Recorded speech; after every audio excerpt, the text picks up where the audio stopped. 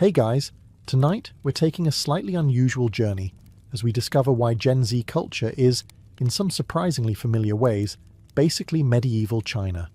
So before you get comfortable, take a moment, like the video and subscribe, but only if you genuinely enjoy what I do here. And let me know in the comments where you're tuning in from and what time it is for you. It's always fascinating to see who's joining us from around the world. Now, dim the lights, maybe turn on a fan for that soft background hum, and let's ease into tonight's journey together. Picture yourself waking up in Kaifeng during the Song dynasty, one of the largest and most vibrant cities on Earth. The sun has barely risen, yet the streets are already buzzing with life. Merchants are rolling open their shops. Tea sellers are filling the morning air with the comforting scent of freshly brewed leaves, and craftsmen are arranging their finest goods where everyone can admire them. You came here expecting medieval simplicity. Instead, you've accidentally wandered into what feels suspiciously like a shopping district that forgot to invent electricity. If you thought people 1,000 years ago spent every waking moment worrying about famine, invading armies, or whether their roof was leaking, you're only partly right. They also worried about whether their clothes looked outdated. Welcome to medieval China, where trends spread almost as quickly as gossip, and where keeping up appearances could be nearly a full-time occupation. The Song dynasty was one of history's great urban civilizations. Its cities were home to merchants, officials, scholars, artists, craftsmen, and countless ambitious young people hoping to improve their place in society. Everyone wanted to stand out, but preferably in exactly the same fashionable way as everyone else. Sound familiar? Whenever a new style appeared in the capital, people noticed. Travellers carried stories between cities. Merchants brought the newest fabrics. Printed books and illustrated manuals introduced fresh ideas. Before long, people hundreds of miles away wanted exactly the same thing. It was social media without the media. Instead of refreshing your phone every 3 minutes, you refreshed your wardrobe every few months. Fashion changed constantly. Sleeves became wider, then narrower. Hats evolved.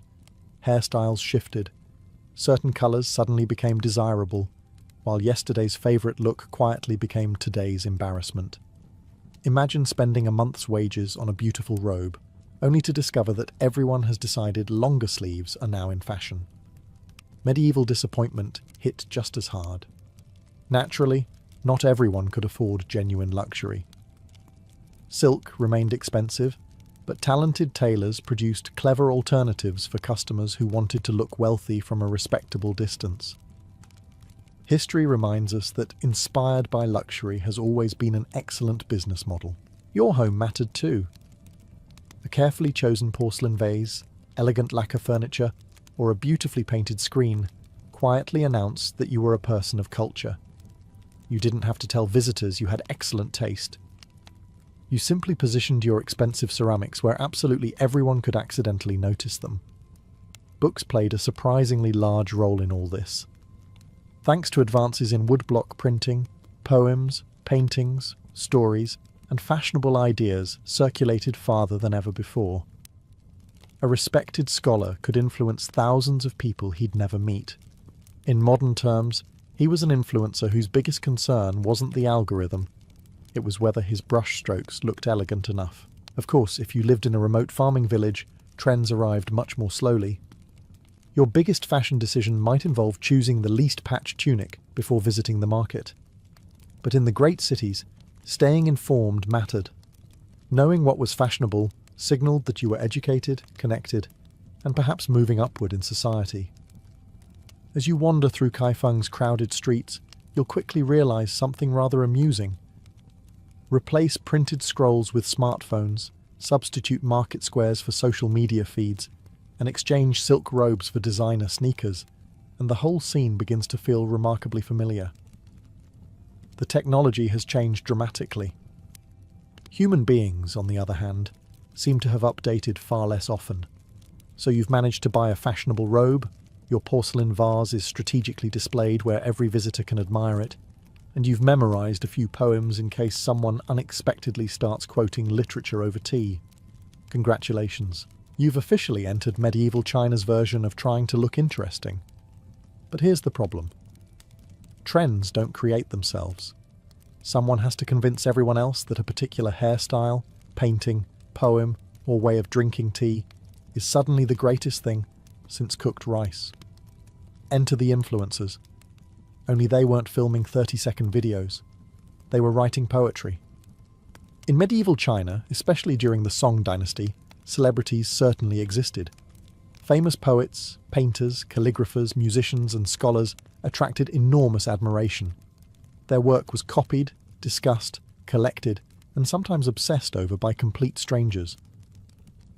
If a celebrated poet praised a scenic mountain, people suddenly wanted to visit it. If an admired painter developed a new artistic style, younger artists eagerly imitated it. Apparently, following your favourite creator has always been part of the human experience. Scholars occupied a particularly curious position.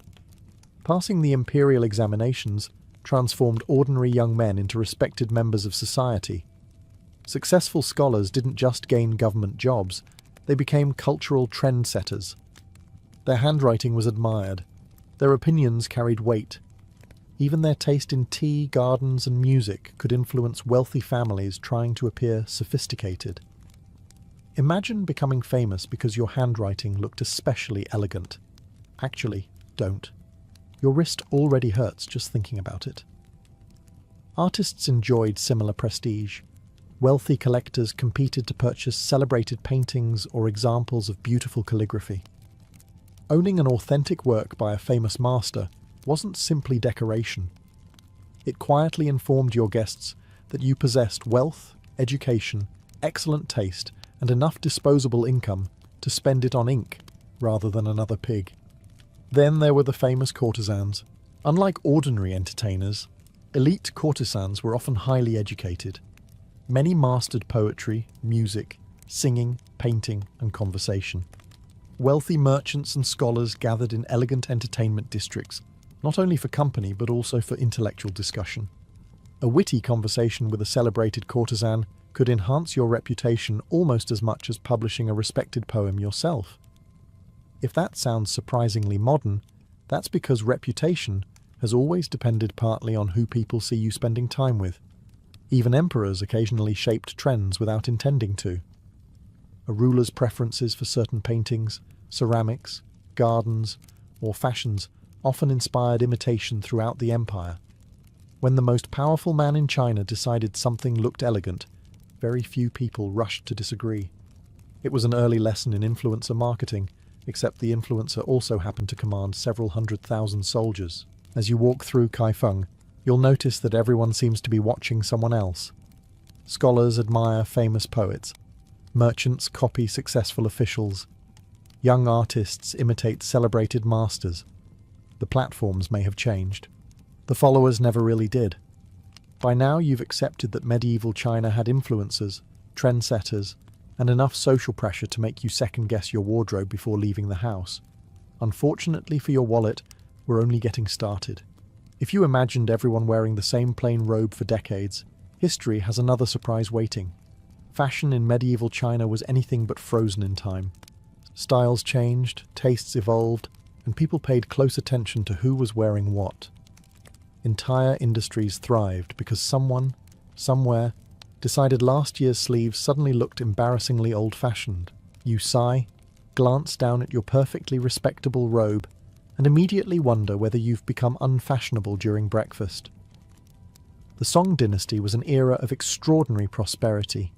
Trade flourished, cities expanded, and workshops produced textiles of remarkable quality. Silk remained the gold standard, but cotton, hemp, and fine woven fabrics offered alternatives for different budgets. Wealthy citizens often owned numerous outfits designed for different occasions, seasons, and ceremonies, because apparently one robe simply wasn't enough to survive medieval society. Colour mattered just as much as the fabric itself. Bright dyes, elegant embroidery, and carefully chosen accessories helped distinguish social status. Certain colours and designs were even restricted by law. The emperor wasn't particularly enthusiastic about ordinary citizens dressing like they ruled the empire. Probably a reasonable policy. Clothing also communicated your profession and education. A scholar looked different from a merchant. An official dressed differently from a craftsman. Before anyone even spoke to you, your appearance offered clues about where you belonged in society, or where you hoped people believed you belonged. Naturally, some people stretched the truth. Wealthy merchants occasionally dressed with almost aristocratic elegance, while ambitious young men tried to imitate respected scholars long before earning the right. Looking successful sometimes came before actually becoming successful. Another tradition that has survived remarkably well. Women's fashion evolved constantly too. Hairstyles became increasingly elaborate, often decorated with jeweled hairpins, combs, fresh flowers, or delicate ornaments crafted from gold and jade. A fashionable hairstyle could require considerable time and assistance to create.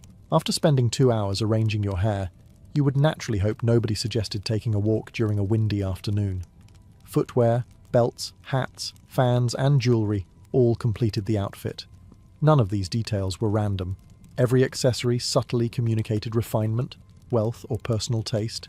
Even carrying an elegant folding fan could signal education and sophistication, while also serving the practical purpose of helping you survive a crowded summer marketplace.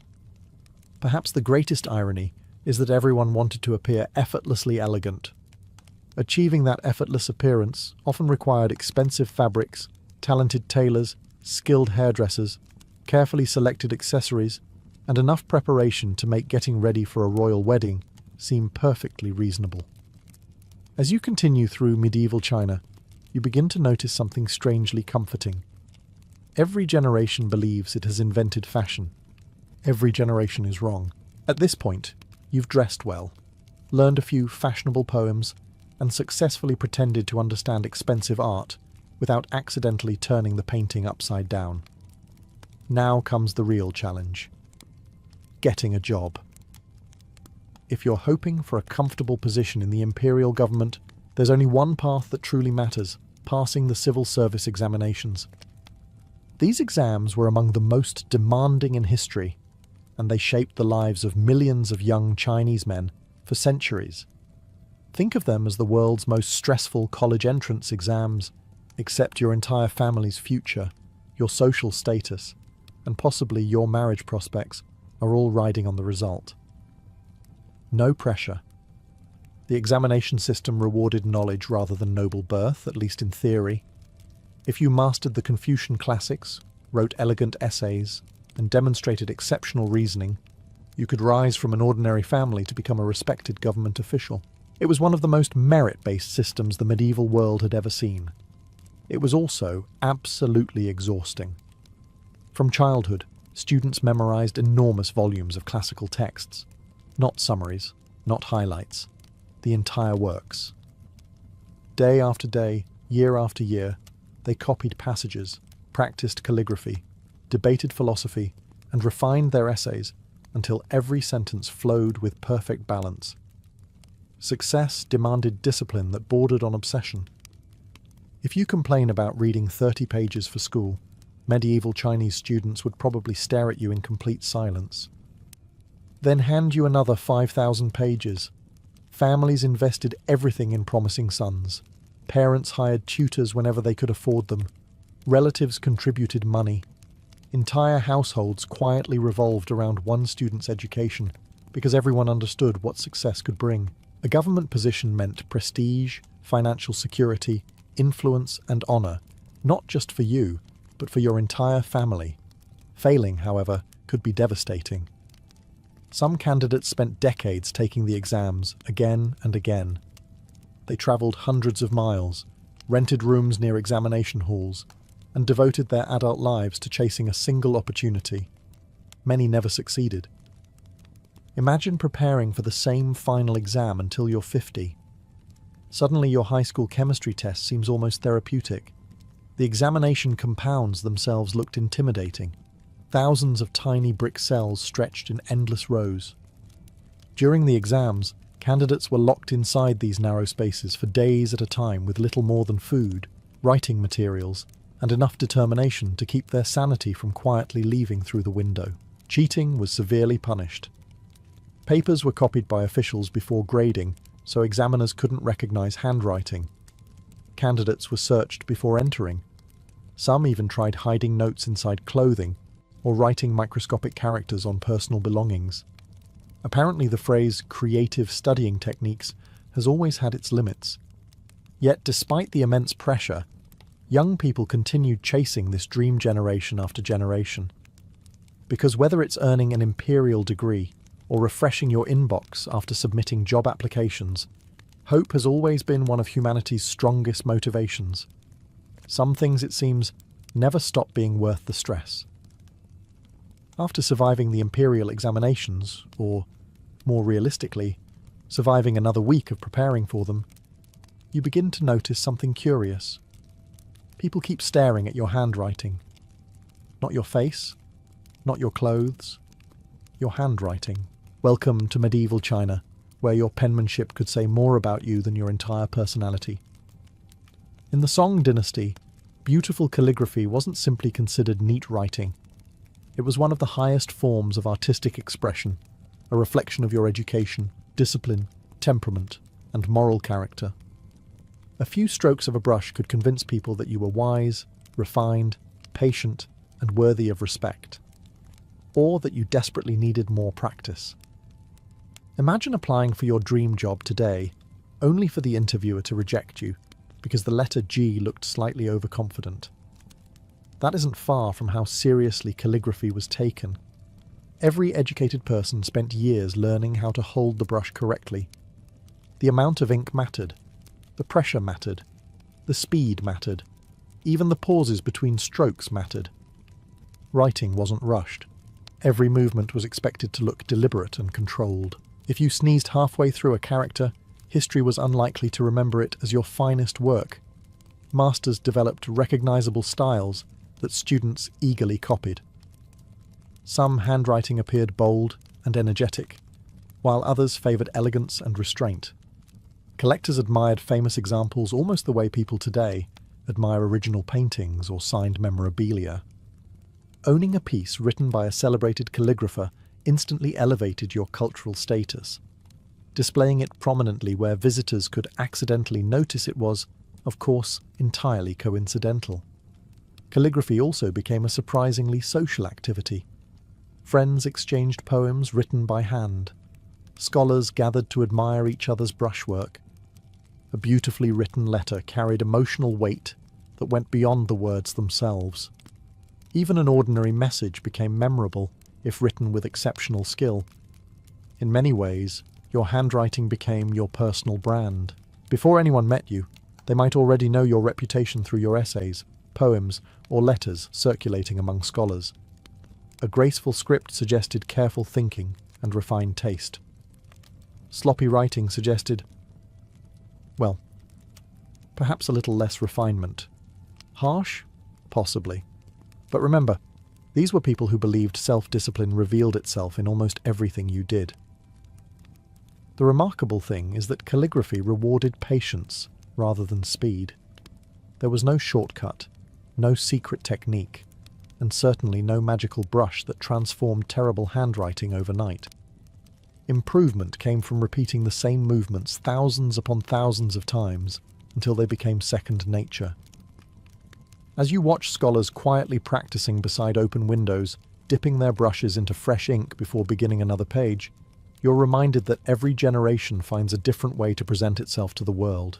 Today, it might be your profile picture or carefully curated social media page. 1,000 years ago, it was whether you could make one simple character look effortlessly beautiful. Neither was quite as effortless as it appeared. You've dressed well, survived the examination system, and perfected your brushstrokes to the point where complete strangers now compliment your handwriting. Naturally, it's time to find out what everyone is saying about everyone else. For that, you head to the nearest tea house. If medieval China had a social media feed, it probably smelled faintly of jasmine. Tea houses were everywhere, especially during the Song dynasty. They welcomed merchants closing deals, scholars debating philosophy, travellers exchanging stories, artists seeking inspiration, and ordinary people who simply wanted a pleasant place to sit for a while.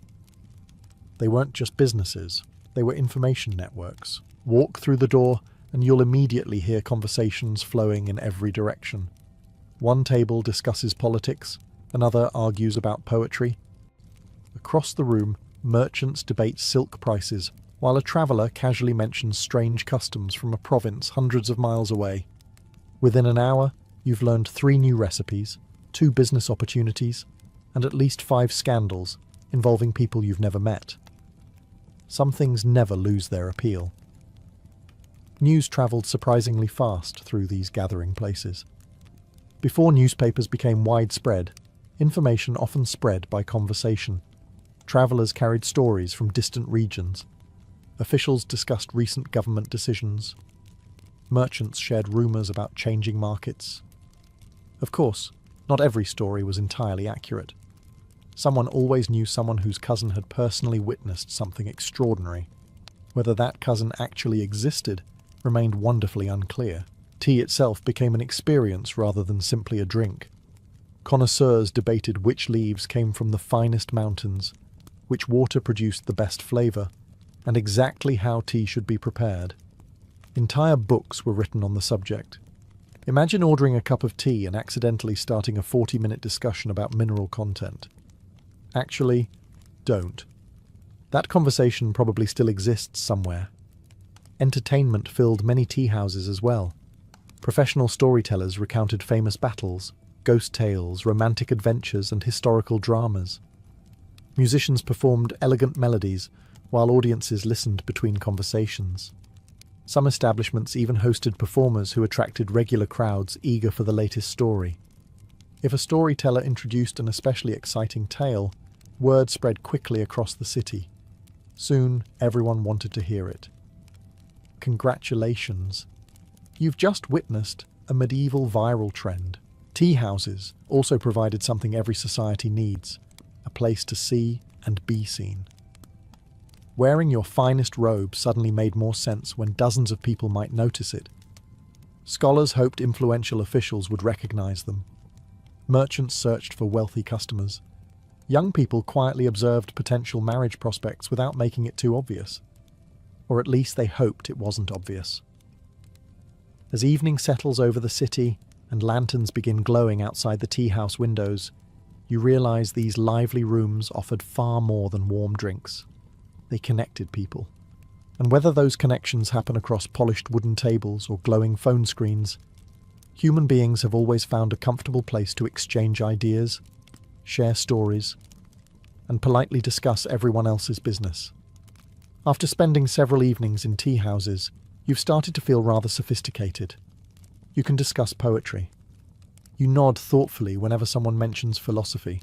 You even hold your teacup with what you believe is impressive elegance. Then someone invites you to dinner. You immediately realize you've been promoted from casual observer to active participant in medieval China's unofficial competition for who can host the most impressive meal. Because food wasn't just about staying alive, it was about making a statement. The Song dynasty witnessed an explosion of culinary creativity. Prosperous cities supported hundreds of restaurants serving regional specialties from across the empire. If you had enough money, you could enjoy dishes from distant provinces without ever leaving the capital. It was the medieval equivalent of deciding you suddenly wanted Italian food while sitting in Tokyo. Trade made this possible.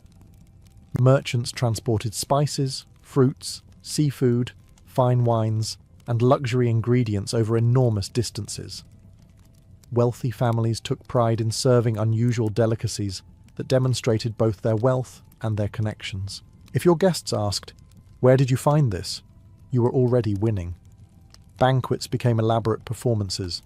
One course followed another, each carefully arranged to surprise and delight. Fish might be carved into artistic shapes. Dumplings resembled flowers. Cakes were decorated with astonishing precision. Someone had clearly decided that eating should involve just enough hesitation to admire the presentation before destroying it completely. Hosts paid close attention to balance. Sweet, sour, salty, bitter, and aromatic flavors were carefully combined. Color mattered almost as much as taste. A beautiful table reflected refinement, patience, and education. Simply piling food onto a plate like a small mountain was generally not considered elegant. Although, privately, everyone probably wanted the mountain. Restaurants competed fiercely for customers. Some became famous for a single signature dish. Others attracted visitors with beautiful gardens, musicians, or spectacular views overlooking rivers and canals. Travelers often wrote enthusiastic descriptions of memorable meals, helping popular establishments build reputations far beyond their own cities. Apparently, 5-star reviews existed long before stars became part of the rating system. Even ordinary people enjoyed following food trends whenever they could afford them. Seasonal treats became highly anticipated. New cooking techniques spread between regions. Families experimented with recipes they had heard about from travelers or read in printed collections. Food was entertainment. Food was conversation. Food was culture. Of course, not everyone shared in this abundance. Farmers and poorer labourers continued eating simple meals centred on rice, millet, vegetables, and whatever protein they could obtain. The luxurious banquets of wealthy officials belonged to a different world entirely. Still, whether your dinner consisted of an extravagant feast or a humble bowl of noodles, one thing remained remarkably familiar. People loved discovering exciting new foods, and they loved telling everyone else where they had eaten even more. Some traditions, it seems, are simply too delicious to disappear. After attending fashionable dinners, sipping expensive tea, and pretending you completely understood abstract poetry, you've discovered one final requirement for becoming truly sophisticated. You need stuff. Not useful stuff. Interesting stuff.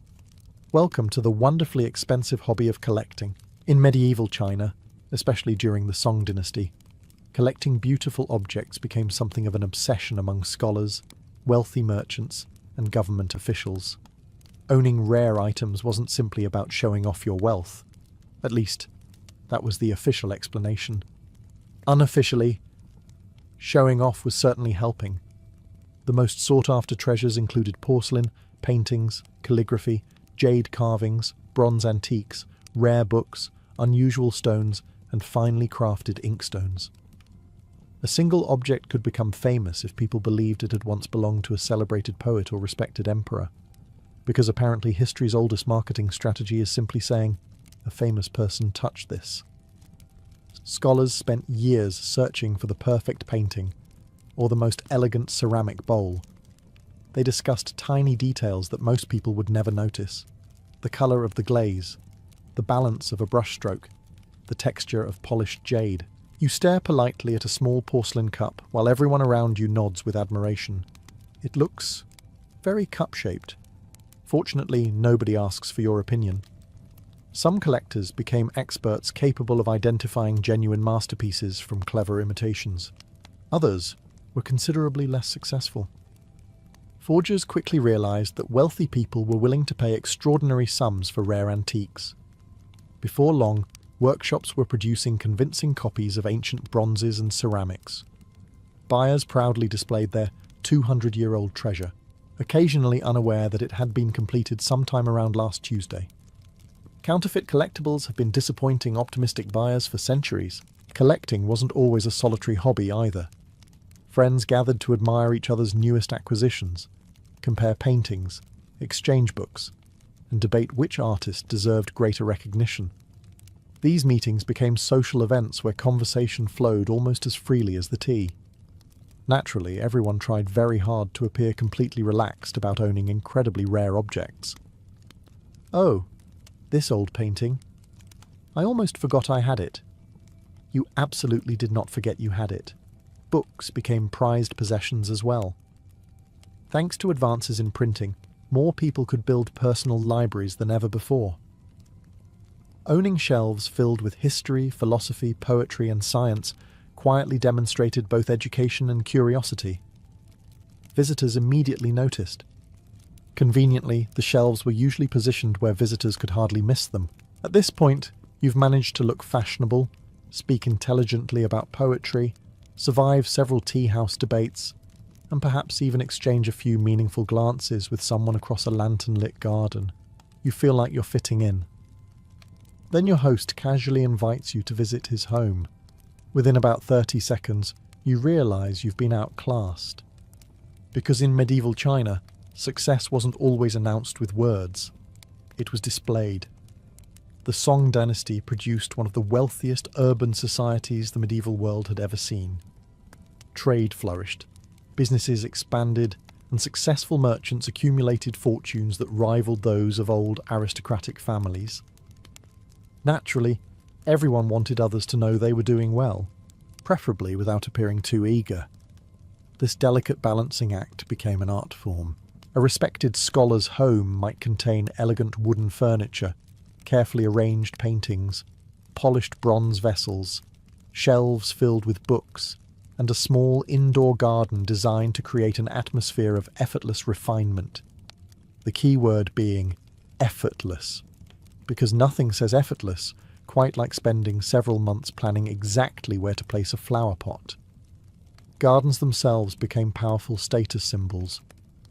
Wealthy families invested enormous sums creating peaceful landscapes with winding paths, decorative rocks, bamboo groves, lotus ponds, and carefully shaped trees.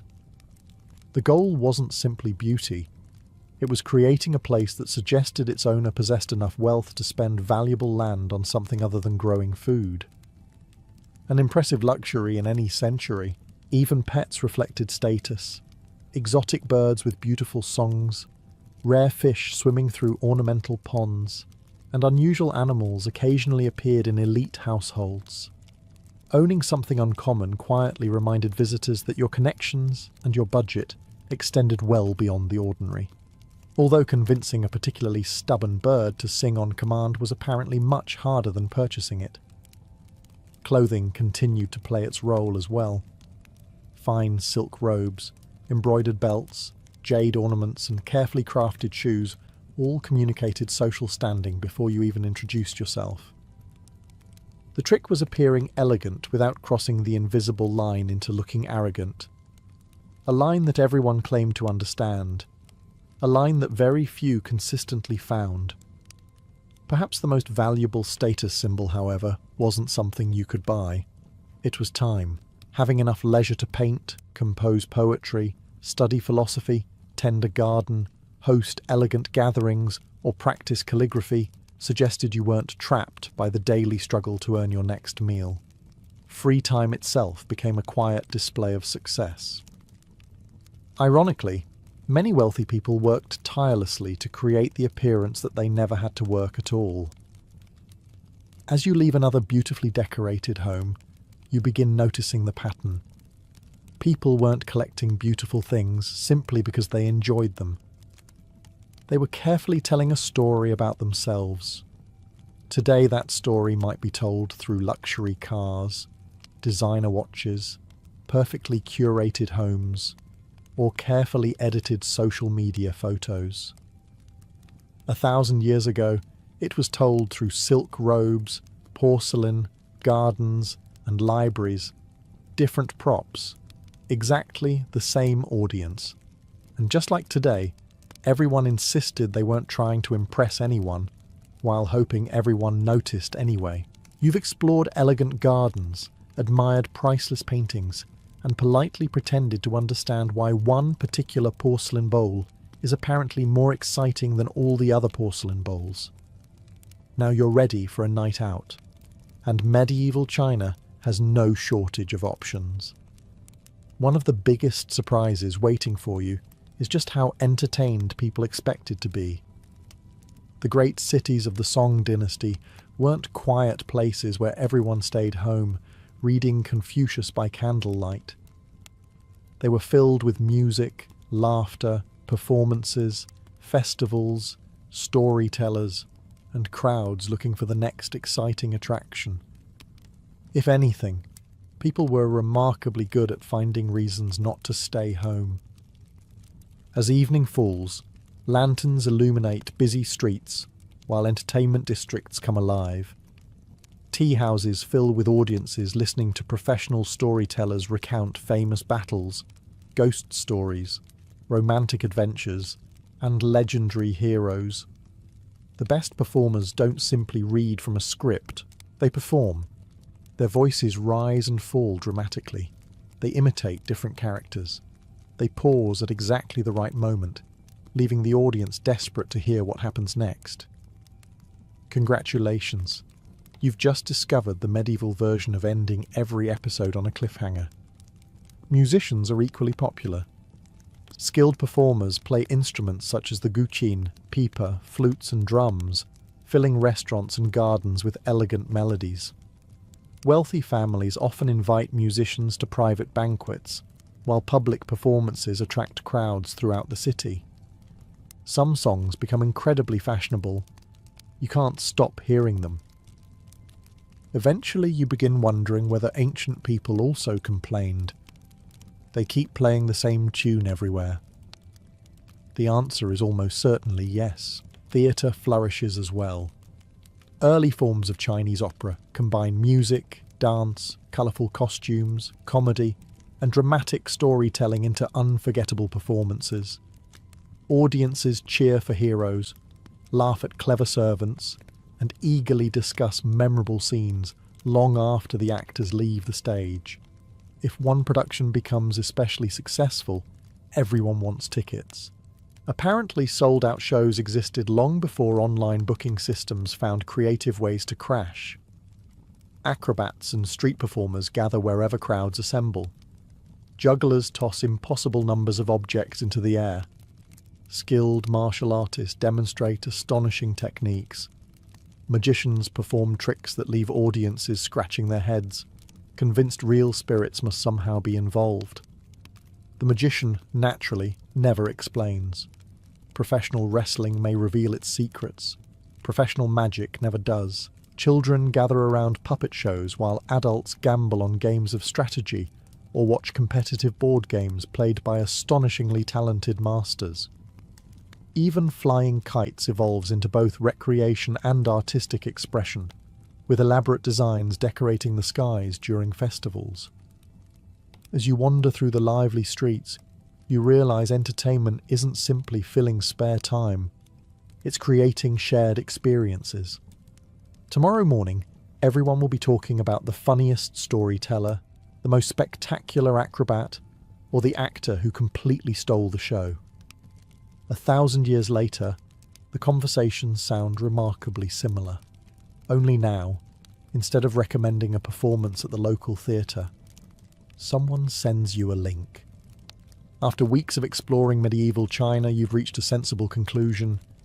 This civilization never seems to stop celebrating. Every time you think the city might finally enjoy a quiet weekend, someone hangs lanterns across the streets. Musicians appear from nowhere. Food stalls multiply overnight, and half the population heads toward a festival. You weren't even invited. You just followed the crowd. Fortunately, so did everyone else. Festivals were some of the most anticipated moments of the year. They marked religious celebrations, seasonal changes, harvests, imperial birthdays, and countless local traditions. Entire cities transformed themselves. Streets became rivers of people, markets expanded, performers filled every open square, and merchants prepared months in advance for the enormous crowds. Missing one wasn't simply disappointing. It meant spending the next several weeks listening to everyone else describe how amazing it was. The Lantern Festival stood among the grandest celebrations. As darkness fell, thousands upon thousands of lanterns illuminated streets, bridges, gardens and temples with glowing reds, golds, and soft whites. Some lanterns were simple. Others resembled dragons, birds, flowers, or entire miniature buildings crafted by remarkably patient artisans. You stop to admire one particularly beautiful lantern, then another, then another. 3 hours later, you've somehow walked only 2 streets. Festival food became an attraction in its own right. Vendors sold sweet pastries, roasted chestnuts, dumplings, noodles, candied fruit, steamed buns, and regional specialties that people eagerly searched for each year. Certain treats only appeared during particular festivals, making them even more desirable.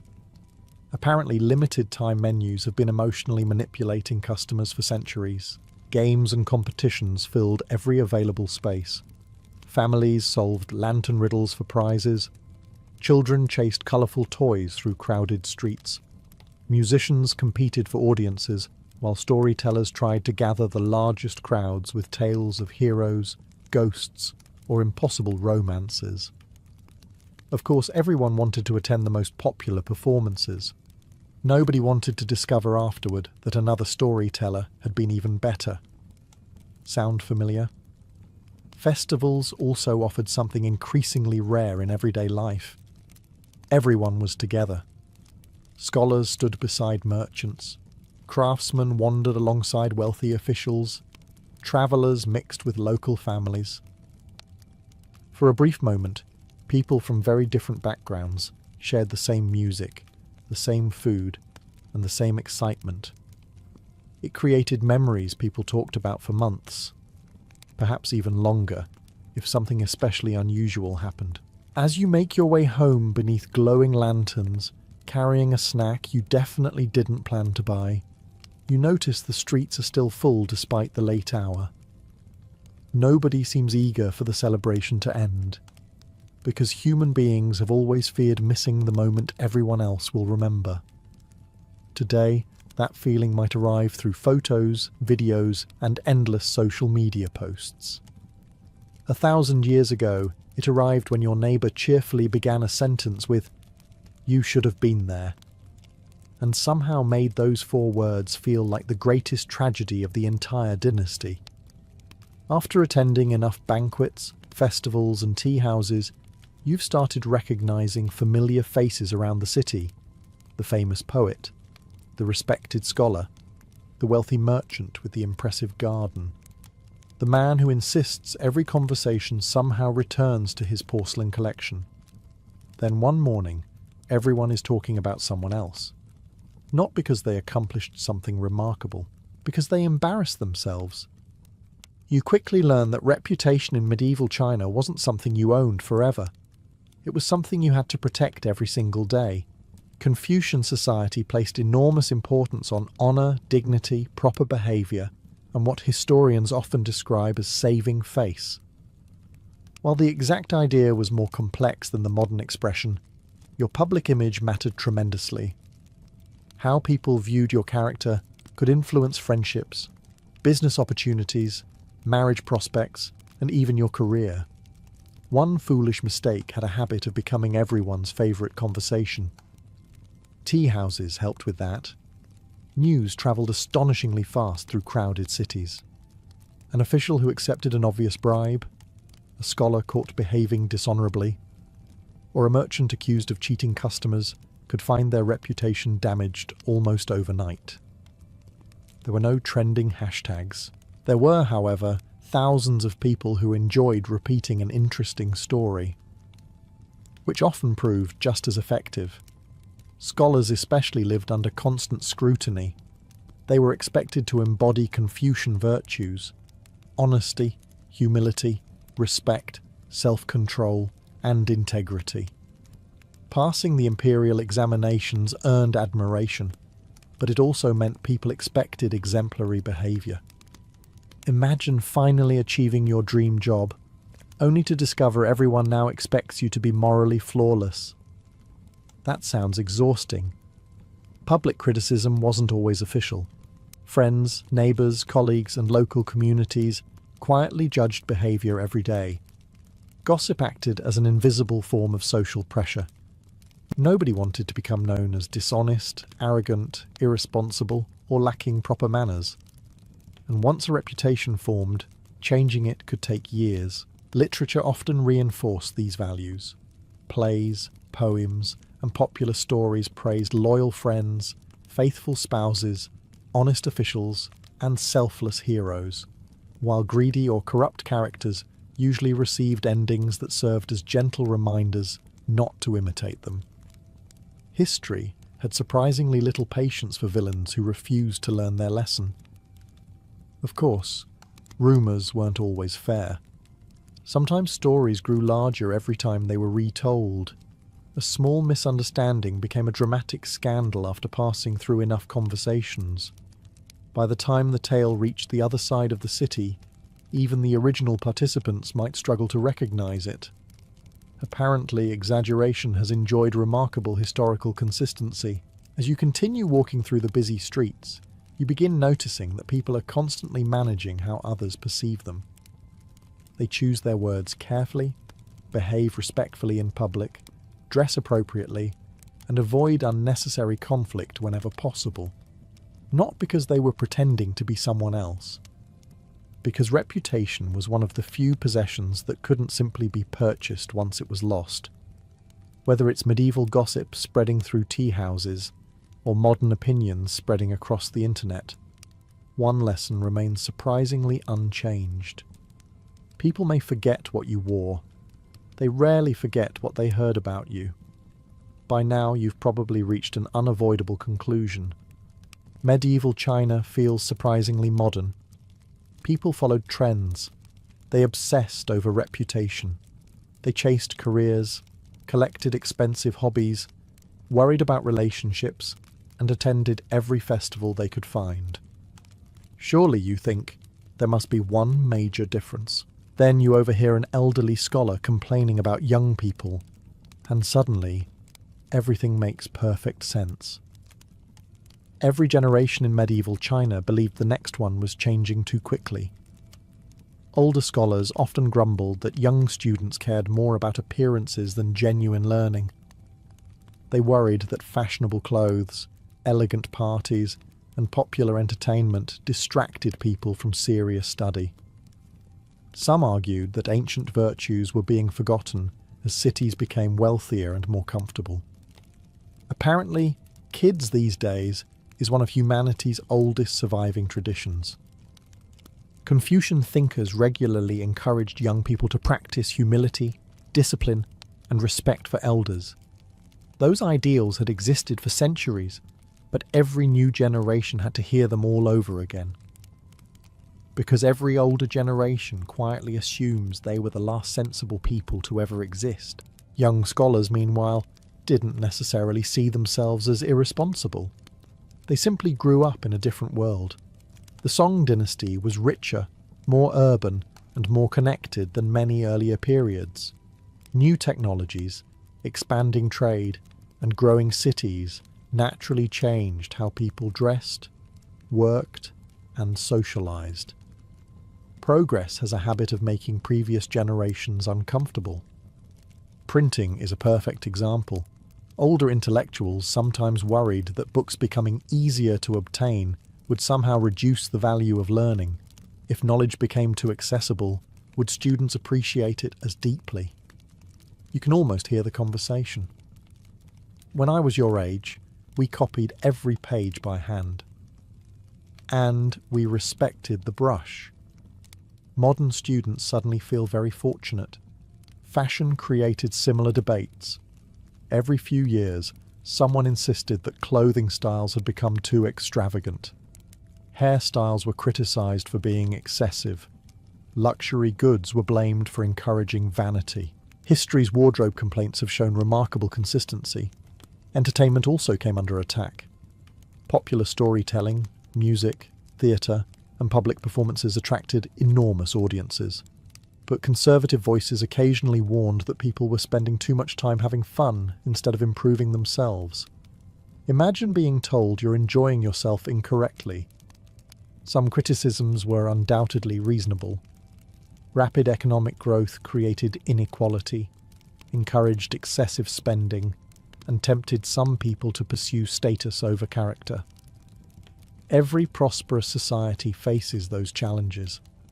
Others, however, sound remarkably familiar because they were less about facts and more about nostalgia. Every generation remembers its youth a little more fondly than it probably deserves. As you prepare to leave medieval China, one final realization quietly settles in. Throughout history, young people have embraced new ideas, while older generations have worried about where those ideas might lead. Neither side has ever completely stopped doing either, which means that if someone transported a Song dynasty scholar into the 21st century, he would probably spend about 15 minutes trying to understand your smartphone. And the next 3 hours explaining why your generation reads far too little and spends entirely too much time looking at it. As your journey through medieval China comes to an end, you take one last walk through the streets of Kaifeng. The tea houses are full, merchants are calling out to customers, students hurry past with books tucked under their arms. A famous storyteller is already drawing a crowd. Somewhere nearby, a wealthy collector is proudly showing off a porcelain vase he absolutely insists he bought because he appreciates the craftsmanship. Not because he wanted everyone else to admire it. Certainly not. When you first arrived, comparing Gen Z to medieval China probably sounded ridiculous. After all, one world runs on artificial intelligence, smartphones, and high-speed internet. The other relied on horses, handwritten letters, and candlelight. But once you look beyond the technology, the similarities become surprisingly difficult to ignore. People wanted to belong. They followed trends because trends helped them feel connected. They admired influential figures because everyone looks for people worth imitating. They carefully presented themselves to the world, hoping others would see them in the best possible light. They worried about what people thought. They celebrated new fashions. They stressed over exams. They obsessed over hobbies. They searched for love. They argued about politics. They collected things they probably didn't need.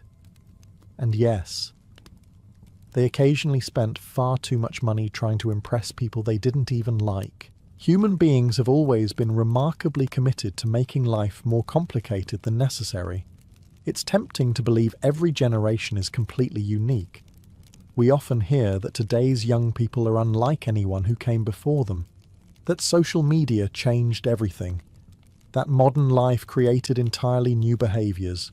History gently disagrees. The platforms changed, the speed changed, the technology changed. The people, not nearly as much. The desire to fit in, to stand out, to build a reputation, to chase success, and to find a community stretches back thousands of years. Medieval Chinese scholars sought approval from respected teachers, just as today's creators hope for positive comments. Festival crowds gathered for shared experiences, just as millions now gather around global events online. Famous poets influenced fashion just as celebrities influence it today. The stage became larger. The audience became global. The performance itself remained surprisingly familiar. Perhaps that's the most comforting lesson history has to offer. Every generation believes it's living through completely unprecedented times. Every generation invents new tools, new styles, and new ways of communicating.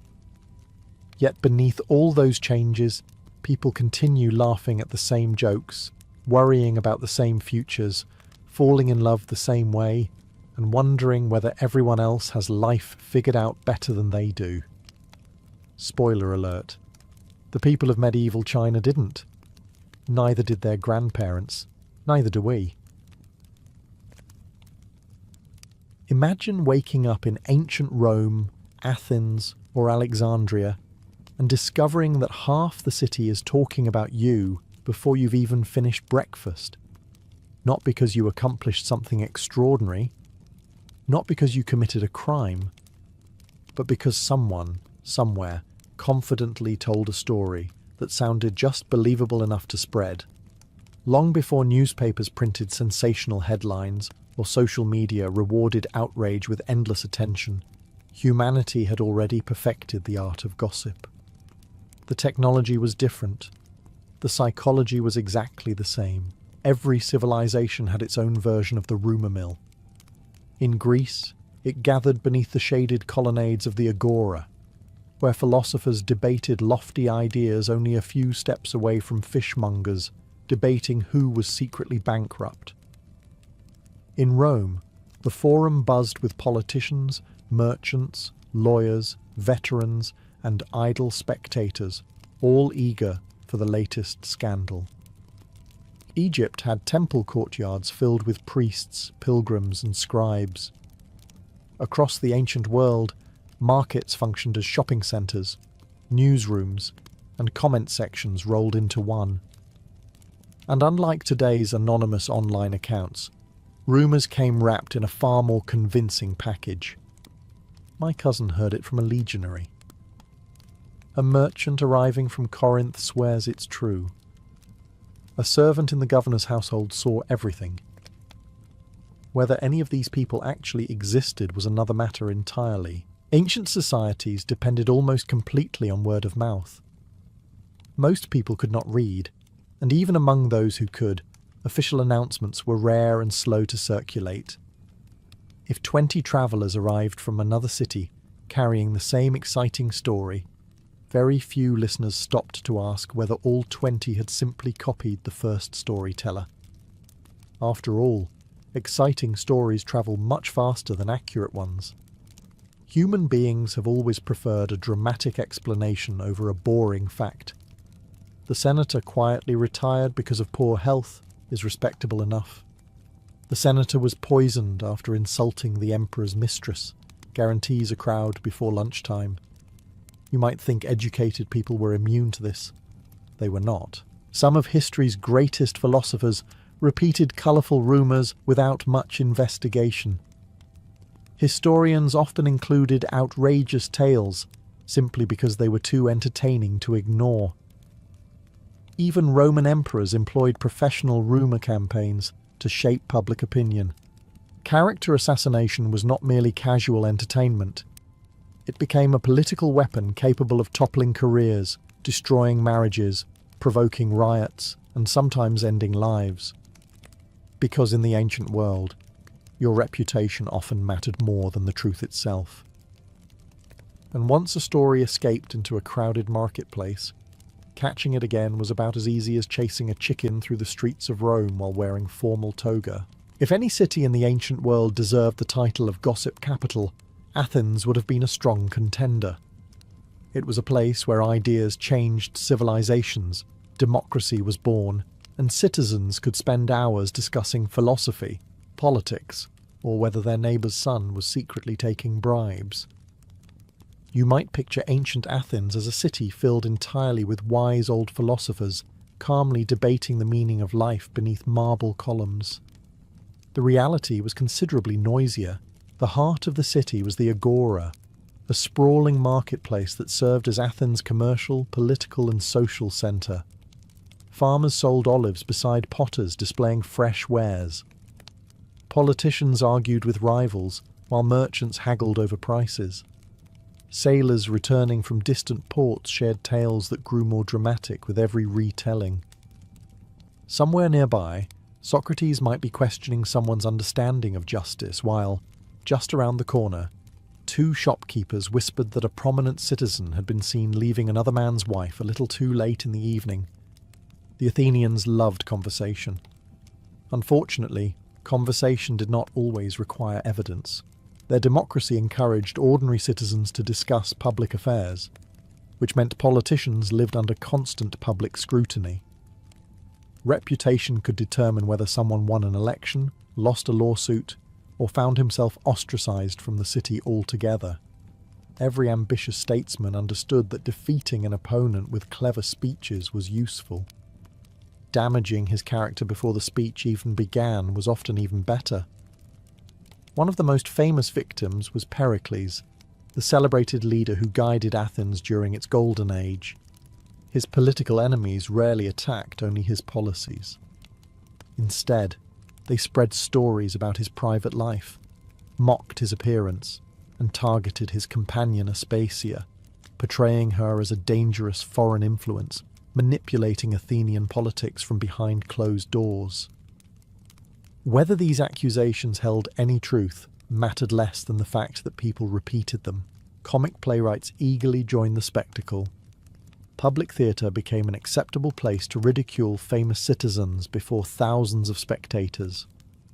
Politicians, generals, philosophers, and wealthy families all found themselves transformed into punchlines. Imagine attending a comedy show only to discover that half the script consisted of jokes about your personal life. Ancient Athenians called that entertainment. The remarkable part is how familiar it all feels. Public opinion was shaped not only by facts, but by wit, repetition, and emotion. Once enough people laughed at a rumour or repeated it over dinner, it acquired a strange kind of credibility. Athens celebrated free speech as one of its greatest achievements, but that same freedom also ensured that rumours could roam the city just as freely as philosophers themselves. As Athens demonstrated how gossip could shape democracy, Rome transformed it into something far more dangerous, an instrument of power. By the time the Roman Republic evolved into an empire, reputation had become a form of currency. A respected name could win elections, attract wealthy allies, and open the doors of the Senate. A ruined name could leave a man politically finished before he ever had the chance to defend himself.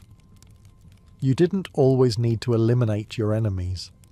Sometimes you simply had to make everyone stop trusting them.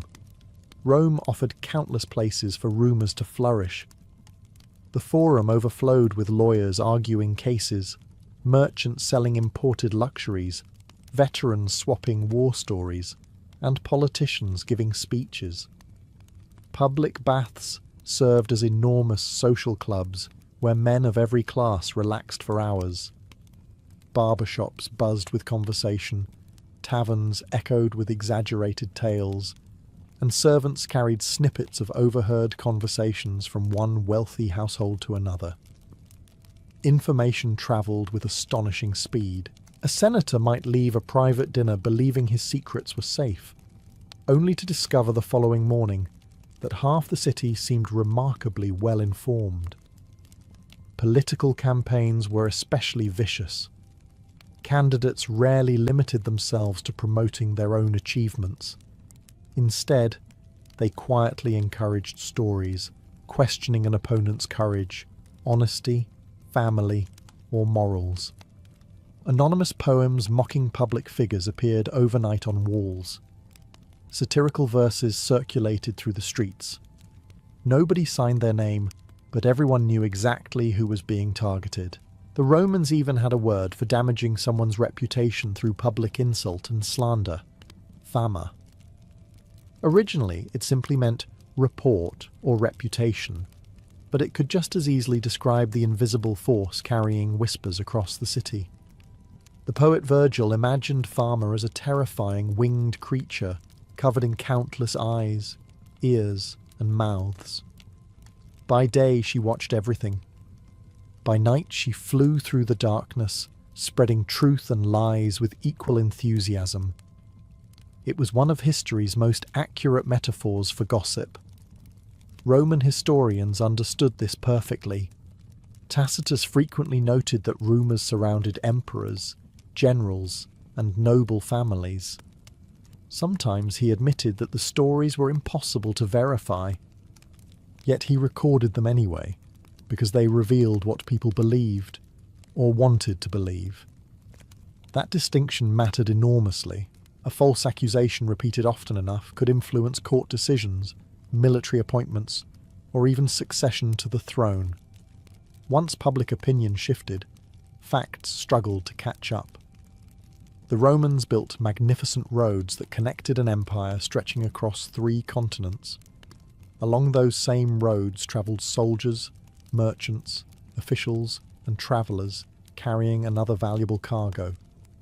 Not grain, not gold. Stories. And some of those stories proved far more destructive than any Roman legion. If ordinary Romans had to worry about neighbourhood gossip, emperors faced something far more relentless. Every meal, every marriage, every illness, every public appearance became raw material for rumours that spread across an empire of millions. The higher you climbed, the less privacy you possessed. An emperor might command dozens of legions and rule territories stretching from Britain to Egypt, yet he could still lose control of the story people told about him. Take Augustus, Rome's first emperor. He understood better than anyone that power depended not only on armies, but on image. After decades of bloody civil war, he carefully presented himself as a modest servant of the Republic rather than an absolute monarch. Coins displayed his face, poets praised his virtues, public monuments celebrated peace under his leadership. It was, in many ways, history's first great public relations campaign. His enemies responded with rumours. Some whispered that Augustus had manipulated his way to power through secret murders. Others claimed he quietly eliminated rivals while pretending to restore traditional Roman values. Whether true or exaggerated, these stories refused to disappear. Every successful ruler attracted suspicion almost as naturally as admiration. Things became even more dramatic under later emperors. Consider Tiberius. During the final years of his reign, he withdrew from Rome to the island of Capri. His absence created a vacuum, and rumours rushed in to fill it. Soon lurid tales spread describing extravagant feasts, bizarre cruelty, and shocking private behaviour. The historian Suetonius eagerly recorded many of these stories decades later. But here is the problem. How many actually happened? Modern historians remain deeply divided. Some accounts may contain kernels of truth. Others were likely invented by political enemies or embellished by writers who understood that scandal sells. After all, the emperor quietly spent the afternoon reviewing tax records, rarely survives the centuries. The emperor hosted an outrageous secret banquet overlooking the sea, tends to receive considerably more attention. Then came Nero, perhaps the greatest victim and beneficiary of Roman rumour. After the Great Fire of Rome in 64, whispers spread that Nero himself had ordered the city burned to make room for a magnificent new palace. Others claimed he stood watching the flames while performing songs about the fall of Troy. There is little reliable evidence that either story happened. Yet 2,000 years later, countless people still picture Nero calmly playing music as Rome burned around him. That is the extraordinary power of gossip. A rumour repeated often enough does more than damage a reputation. Sometimes it replaces reality altogether. And once history begins repeating the story, separating fact from fiction becomes one of the hardest tasks any historian can face. Most rumours disappear within days. Ancient rumours had a remarkable habit of surviving for centuries. The reason was surprisingly simple. In a world without recordings, photographs or interviews, later generations depended almost entirely on whatever earlier writers chose to preserve. If those writers disliked someone, their opinion often became history itself. You can almost imagine the scene.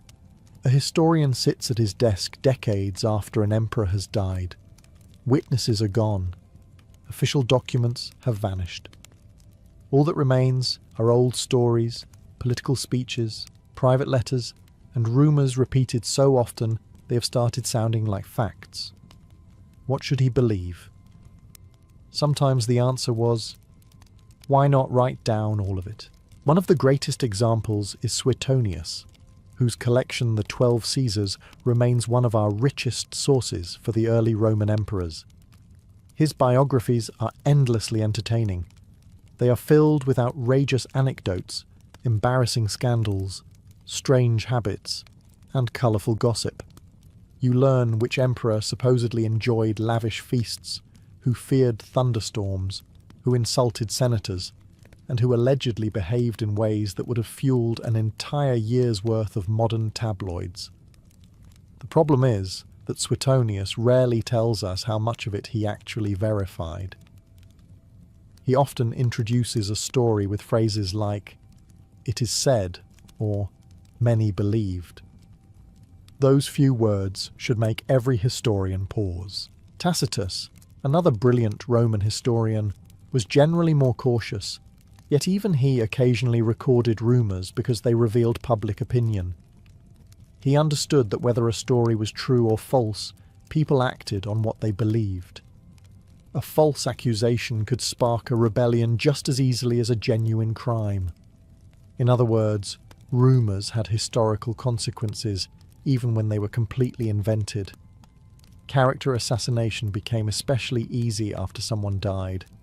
A deceased emperor could no longer deny the accusations. A disgraced politician could no longer defend his reputation. Victorious rulers often encouraged writers to portray defeated rivals as monsters, fools, or tyrants. Every new dynasty had an incentive to make the previous one look terrible. After all, replacing a villain always makes your own rise appear far more heroic. As a result, some historical figures remain trapped inside stories written by their enemies. Modern historians spend countless hours comparing texts, archaeological evidence, coins, inscriptions, and official records, trying to separate exaggeration from reality. Sometimes they succeed, sometimes they don't. Because once gossip enters the historical record, it becomes astonishingly difficult to remove. Long after the whispers have faded from the streets, they continue echoing through books, classrooms, documentaries, and conversations, reminding us that history does not simply preserve the past. It also preserves humanity's favourite stories, whether they happened or not.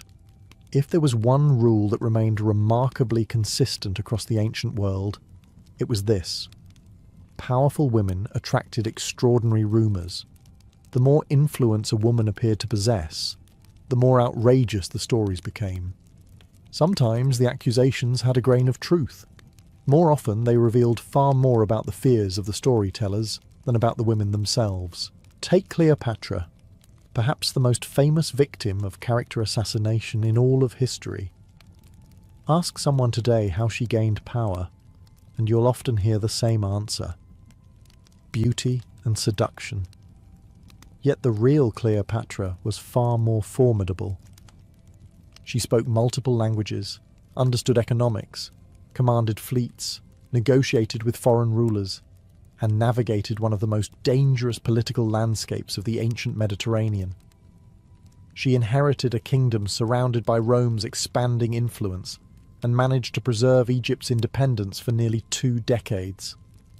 That alone should have made her famous.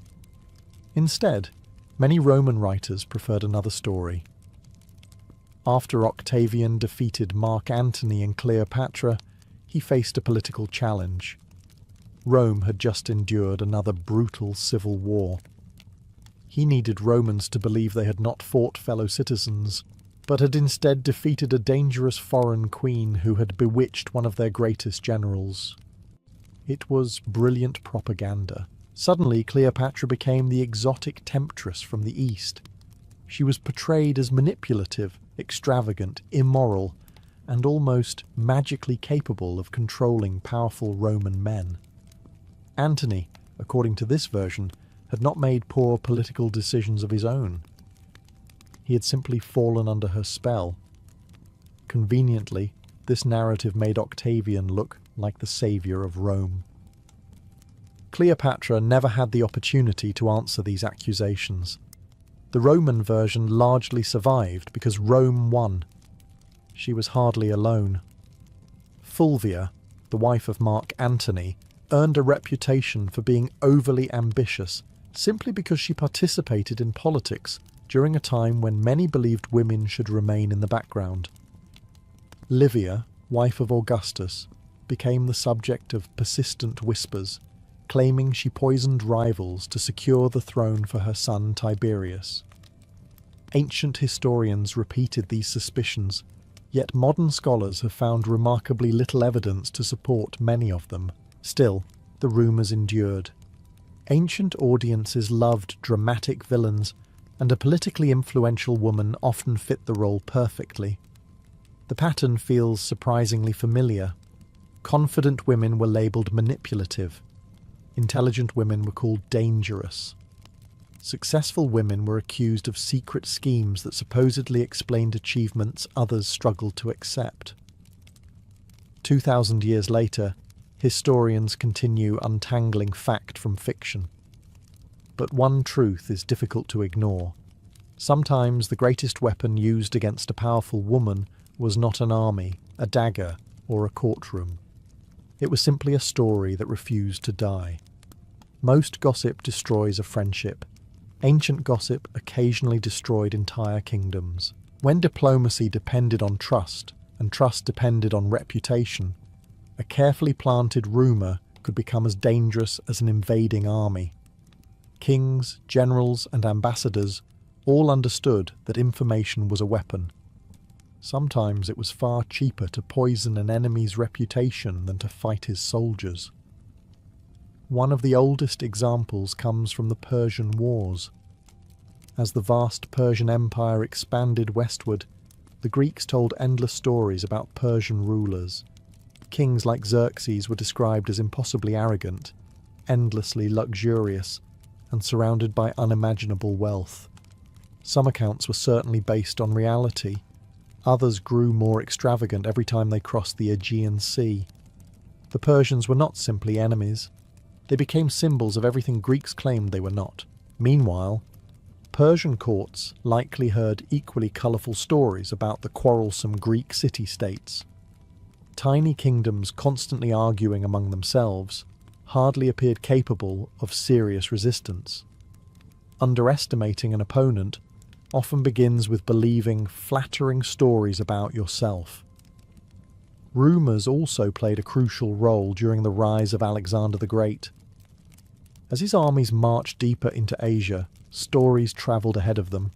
Some claimed Alexander was unstoppable because he descended from the hero Heracles. Others insisted he was the son of Zeus himself.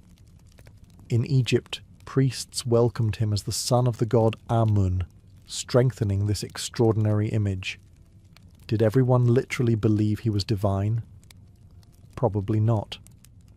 But the rumour itself served an important purpose. If soldiers believed their commander possessed divine favour, confidence soared. If enemies believed they faced a man protected by the gods, hesitation could spread before the battle even began. Perception became part of warfare. The Romans perfected this strategy. Before invading new territories, they often portrayed rival leaders as savage, treacherous, or irrational.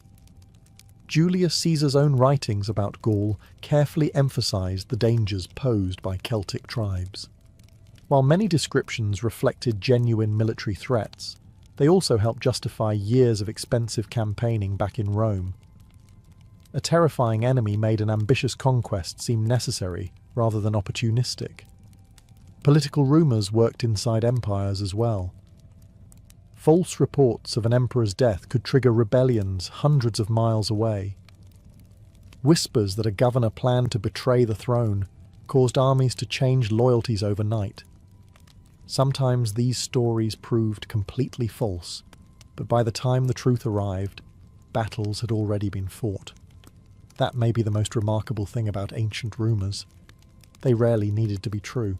They only needed enough people to believe them long enough to change history.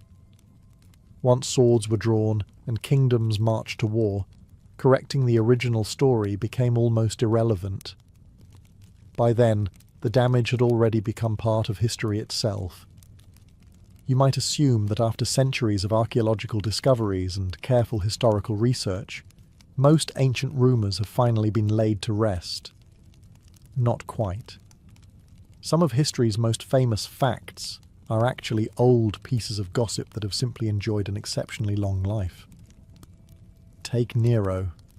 Ask almost anyone what he did while Rome burned, and you'll likely hear the same answer. He fiddled as flames consumed the city.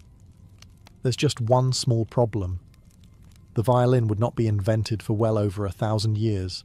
Ancient writers actually claimed Nero sang while accompanying himself on a stringed instrument called a cithara. Even that story remains highly questionable. Some sources place him miles away from Rome when the fire began, while others say he returned quickly to organise relief efforts, opening public buildings to shelter those who had lost their homes. None of those details are nearly as memorable as the image of a mad emperor serenading a burning city. So that version survived. Or consider Caligula.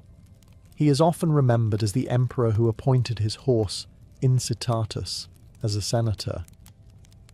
It is one of history's favourite examples of imperial insanity. Except there is very little evidence that it actually happened.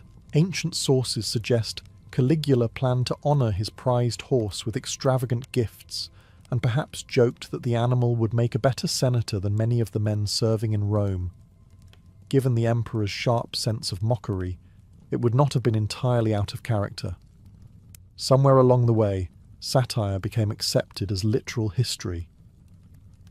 Then there is the infamous story of Marie Antoinette supposedly declaring, "Let them eat cake."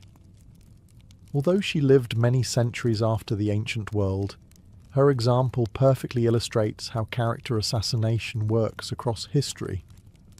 There is no reliable evidence she ever uttered those words, yet they became attached to her because they perfectly matched the public image her enemies wanted to create, an arrogant ruler completely detached from ordinary people. The lesson is timeless. People rarely remember the most accurate version of events. They remember the most satisfying one. Historians constantly wrestle with this problem. Every inscription uncovered, every forgotten letter translated, and every archaeological discovery forces old assumptions to be questioned. Sometimes long-repeated stories collapse under the weight of new evidence. Other times they remain stubbornly alive simply because they are too entertaining to abandon, and perhaps that is gossip's greatest victory. A rumour does not truly succeed when everyone believes it. It succeeds when people stop asking whether it was ever true in the first place. Even after 2,000 years, some of the ancient world's most successful character assassinations continue shaping how we remember the people who can no longer defend themselves. If you stepped into the ancient world believing that only modern society can cancel someone, you would be in for a rude surprise. Ancient civilizations had their own methods of erasing reputations. They simply lacked hashtags. When a person's public image became damaged beyond repair, the consequences could be devastating.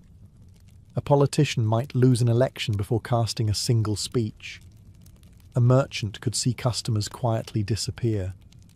A general might never receive another command. Friends became cautious. Allies vanished. Even relatives sometimes kept their distance, unwilling to be associated with someone whose name had become toxic. In Rome, one of the harshest punishments was something called damnatio memoriae, the condemnation of memory. Although the term itself was coined by modern historians, the practice was very real. If the Senate declared a ruler or public figure an enemy of the state after death, statues could be smashed. Names were chiselled off monuments, portraits were destroyed, coins bearing their likeness were melted down or withdrawn from circulation. Modern life often gets blamed for inventing stress. Deadlines, traffic, bills, endless notifications. The neighbour who decides that 6 in the morning is the perfect time to begin drilling into concrete. It is tempting to imagine that ancient people lived simpler lives, free from the anxieties that fill our own days. They did not. Stress is far older than civilization itself. Imagine waking up as a farmer in ancient Egypt. The Nile's flood determines whether your family will eat well next year or struggle through months of hunger. Too little water brings famine. Too much destroys your fields. You have almost no control over either. Now picture yourself as a merchant in Athens. Your cargo ship has disappeared somewhere in the Aegean Sea. Pirates may have attacked it. A storm may have sunk it. Weeks pass with no news, and every passing day threatens financial ruin. Or perhaps you are a Roman soldier stationed hundreds of miles from home. You have no idea when you will see your family again. Every patrol beyond the frontier carries the possibility that you simply won't return. Stress was everywhere. Parents worried about sick children. Craftsmen feared losing customers. Politicians dreaded public humiliation. Kings wondered whether trusted advisors were secretly plotting against them. Even emperors, who possessed unimaginable wealth and power, often slept poorly, knowing that history offered remarkably short careers for unpopular rulers. The ancient world lacked hospitals filled with specialists, professional therapists, and books promising 7 easy steps to inner peace. Yet its people understood something remarkably important. The human mind cannot remain under constant pressure forever. Every civilization eventually discovered that surviving physically was not enough.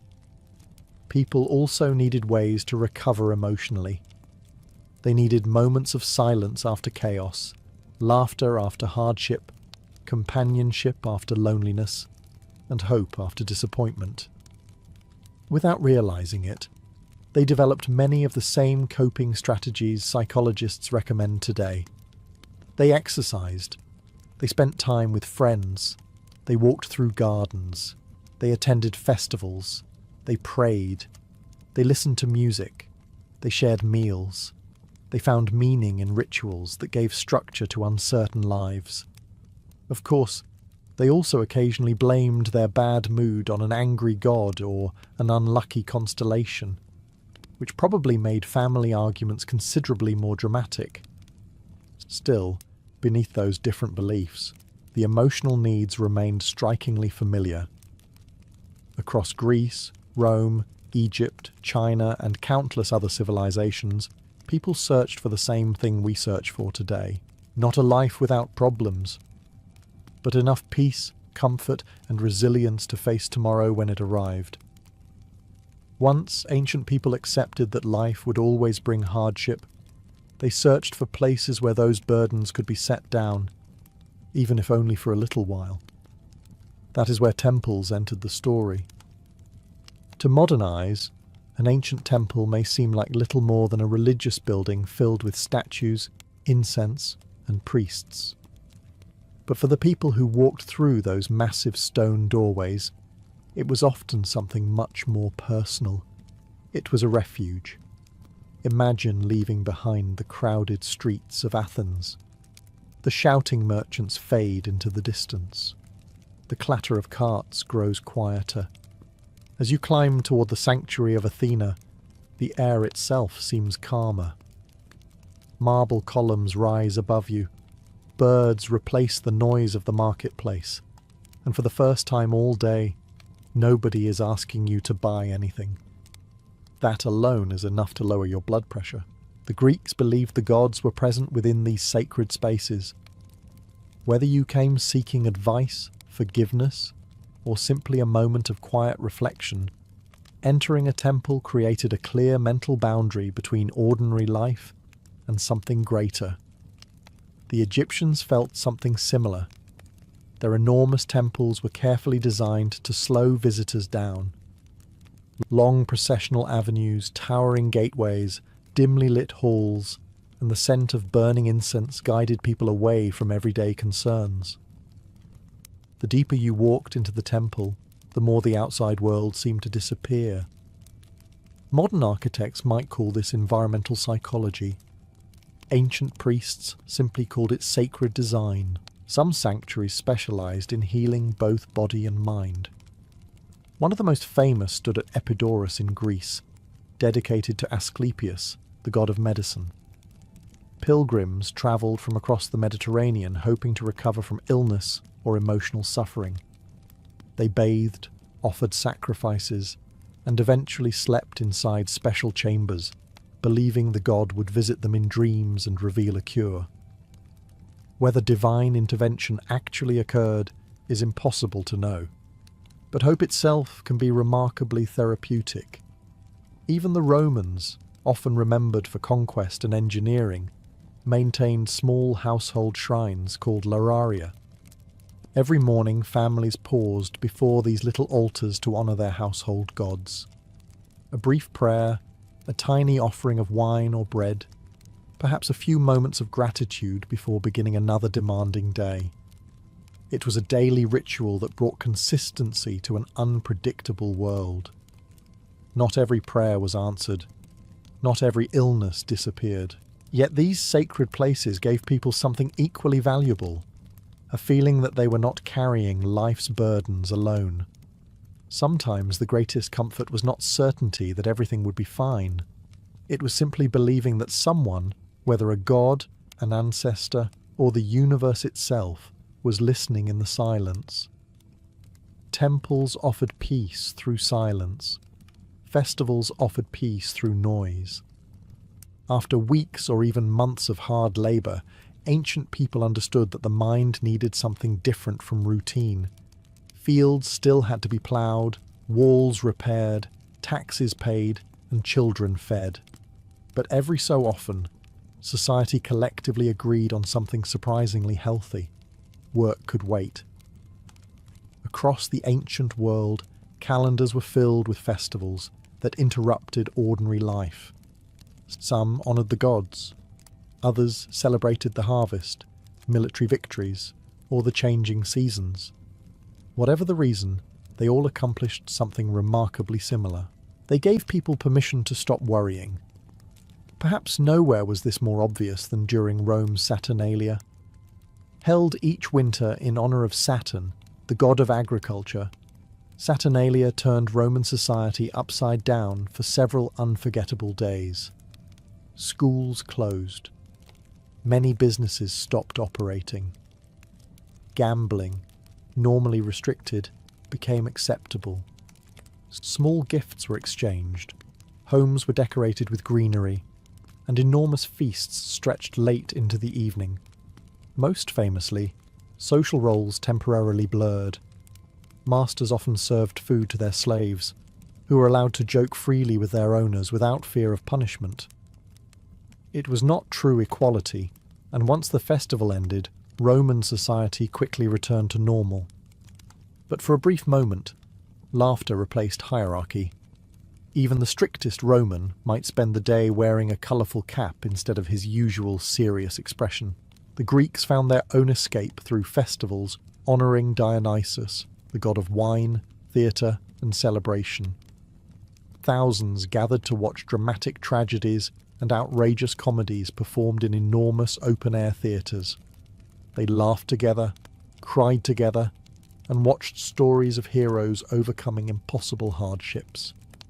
Aristotle would later argue that tragedy produced catharsis, an emotional cleansing that allowed audiences to release fear and sorrow. In other words, ancient Greeks were discovering the therapeutic value of a really good performance. Egyptian festivals were equally vibrant. During celebrations like the Opet festival, sacred statues of the gods were carried through the streets in magnificent processions. Musicians filled the air with drums, harps, and flutes. Families shared food, dancers performed, and entire cities transformed into places of celebration rather than work. Modern psychologists often speak about the importance of breaking routine to prevent burnout. Ancient civilizations arrived at the same conclusion through experience. After months of responsibility, people needed moments that reminded them life contained more than obligations. Music, food, friends, laughter. The festivals eventually ended, of course. Farmers returned to their fields, merchants reopened their shops, and soldiers resumed their duties. But they returned, carrying something invisible, a lighter mind. Sometimes the most effective way to cope with stress was not solving every problem. It was setting those problems aside for a few precious days and remembering what joy felt like before facing them again. Once the music faded and the festivals came to an end, ancient people returned to ordinary life, carrying something almost as valuable as celebration itself: each other. Long before psychologists spoke about the importance of social support, people instinctively understood that worries became lighter when they were shared. They might not have used words like mental health or emotional resilience, but they recognized a simple truth.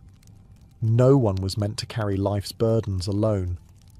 In ancient Greece, friendship was considered one of life's greatest treasures. Philosophers wrote extensively about it. Aristotle even argued that true friendship was essential for a good life, suggesting that wealth and power meant very little if you had nobody with whom to share them. That philosophy extended far beyond the classroom. The Greek symposium was one of the most important social traditions.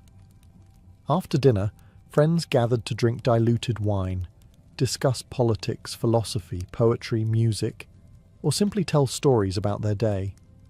Some conversations became deeply intellectual.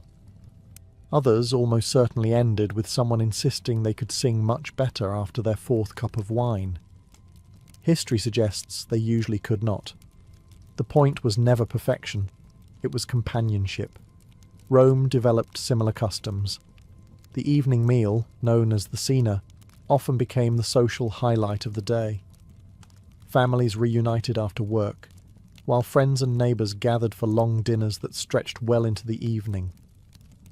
Wealthy Romans hosted elaborate banquets, but even ordinary households found comfort in eating together.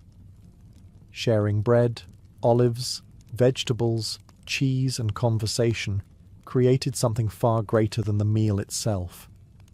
It created belonging. In smaller villages across Europe, the Middle East, and North Africa, life naturally encouraged daily interaction. Neighbours met while collecting water, grinding grain, tending animals, or working nearby fields. News spread quickly, but so did support. If someone fell ill or suffered a poor harvest, relatives and neighbours often stepped in to help. Community acted as a safety net long before governments attempted the same. Stories also became medicine. Around evening fires, grandparents passed down legends of heroes who endured impossible hardships, clever tricksters who escaped disaster, and ordinary people who found hope after tragedy. Listening to these tales reminded audiences that suffering was temporary, courage was possible, and others had survived difficult times before them. Modern therapists sometimes encourage people to talk through their problems. Ancient people often achieved something remarkably similar without realizing it. A shared meal, a trusted friend, a quiet conversation beneath the stars. None of these erased life's hardships, but they made those hardships feel less lonely. Sometimes the greatest comfort was not receiving perfect advice. It was simply hearing another voice say, "Sit down, eat with us. Tomorrow will be easier if we face it together." Good friends could lift your spirits. But sometimes the ancient world believed the best remedy was simply to get your body moving. Thousands of years before scientists discovered how exercise releases chemicals that improve mood, ancient civilizations had already noticed something surprisingly obvious. People who stayed active often handled life's difficulties better than those who remained idle. To the Greeks, physical fitness was about far more than preparing for war. Exercise was considered essential for a balanced life. Throughout Greece, cities built gymnasiums where citizens trained, wrestled, ran, threw javelins, and practiced discus. These were not merely sports facilities. They were social centres, schools, and places where philosophy often mixed with physical activity. A young man might spend the morning practicing wrestling before listening to a lecture on ethics or mathematics. The Greeks believed the body and mind developed together. A healthy body supported clear thinking. A disciplined routine strengthened character. Even philosophers appreciated a good walk. Aristotle famously taught while strolling with his students through shaded pathways, giving rise to the peripatetic school, whose members literally learned while walking. Conversation seemed to flow more naturally when the feet were moving as well. Modern research would probably approve. The Romans shared this appreciation for movement, although they approached it somewhat differently. Military training demanded incredible endurance. Legionaries marched astonishing distances carrying heavy equipment, built roads and camps after exhausting journeys, and drilled constantly with weapons heavier than those used in real combat. While their motivation was military effectiveness rather than stress management, the physical activity itself helped release tension accumulated through long campaigns. Even civilians stayed surprisingly active. Without cars, elevators, or delivery services, daily life required constant movement. People walked to markets, climbed stairs in crowded apartment buildings, carried water, tended gardens, and worked with their hands. Physical exertion was woven naturally into ordinary routines, rather than squeezed into a scheduled hour before breakfast. The ancient Olympic Games reflected another important truth. Competition itself could be joyful. Watching athletes achieve extraordinary feats inspired entire communities. Victories brought celebration, admiration, and a shared sense of pride that extended far beyond the individual competitor. Of course, not every workout looked graceful. Some beginner wrestlers undoubtedly discovered muscles they never knew existed. Others probably learned that confidence alone does very little against an opponent twice your size. Certain lessons never change. Today, doctors recommend walking, running, swimming, or lifting weights to reduce stress and improve emotional well-being. Ancient people would not have understood words like endorphins or serotonin. But after a long walk beneath olive trees, a vigorous wrestling match, or an afternoon working in the fields, they recognized the feeling immediately. The world itself had not become any easier. Yet somehow, they had become stronger, calmer, and more prepared to face it. Exercise strengthened the body, but ancient people also discovered another remedy that required far less effort. Sometimes the best way to quiet a restless mind was simply to step away from the crowd. Cities like Rome, Athens, Alexandria, and Babylon were anything but peaceful. Streets echoed with shouting merchants, clattering carts, barking dogs, hammering blacksmiths, and endless conversations. Markets overflowed with people, while political debates could become so heated that keeping a safe distance occasionally seemed like an excellent survival strategy. Even 2,000 years ago, people needed a break from the noise. The wealthy Romans often escaped to country villas whenever they could. These estates were not simply symbols of luxury. They offered something many city dwellers desperately craved: silence. Surrounded by vineyards, olive groves, gardens, and flowing streams, visitors could read, walk, fish, or simply sit beneath the shade of towering trees. Writers like Pliny the Younger described the deep satisfaction of leaving Rome behind for a few peaceful days, where the only urgent decision involved choosing whether to stroll through the orchard before or after lunch. It was a remarkably healthy dilemma. The Greeks found comfort in nature as well. Sacred groves surrounded many temples, and philosophers frequently held discussions outdoors instead of inside buildings. Plato's Academy was famous for its shaded gardens, where students learned while birds sang overhead and gentle breezes cooled the afternoon air. Learning, they believed, was easier when the mind felt relaxed. The ancient Chinese reached similar conclusions. Taoist thinkers encouraged people to observe rivers, mountains, forests, and changing seasons. Nature represented balance. A flowing stream did not fight every obstacle. It simply moved around it. Watching the natural world reminded people that constant struggle was not always the wisest response to life's difficulties. Music also played an important role. Greek philosophers believed certain melodies could influence emotions and restore inner harmony.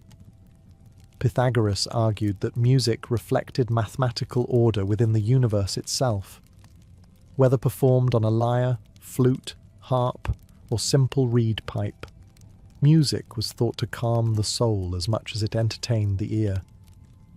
Even soldiers marching home from distant campaigns often sang together, easing exhaustion one verse at a time. Today, many people take walks in parks, listen to calming playlists, or spend weekends hiking through forests to escape daily pressures. Ancient people would have recognized the impulse immediately. They may not have spoken about reducing cortisol levels or practicing mindfulness. Instead, they simply understood that the mind, much like the body, occasionally needed fresh air, beautiful sounds, and moments when absolutely nothing important was expected of it. Sometimes, healing began with something as simple as sitting beneath a tree and allowing the world to slow down for a little while. Nature offered an escape from stress. Eventually, though, everyone had to return home. That was when another ancient coping strategy quietly took over: routine. Life in the ancient world was unpredictable. Crops failed, diseases appeared without warning, armies marched across borders, ships vanished at sea. One bad harvest could undo years of hard work. Against so much uncertainty, people found comfort in the few things they could control. How they began the day, how they ended it. The small rituals repeated over and over until they became anchors in an otherwise uncertain world. For many Romans, the morning started at the household shrine. Nearly every family, rich or poor, honoured the Lares and Penates, the guardian spirits believed to protect the home.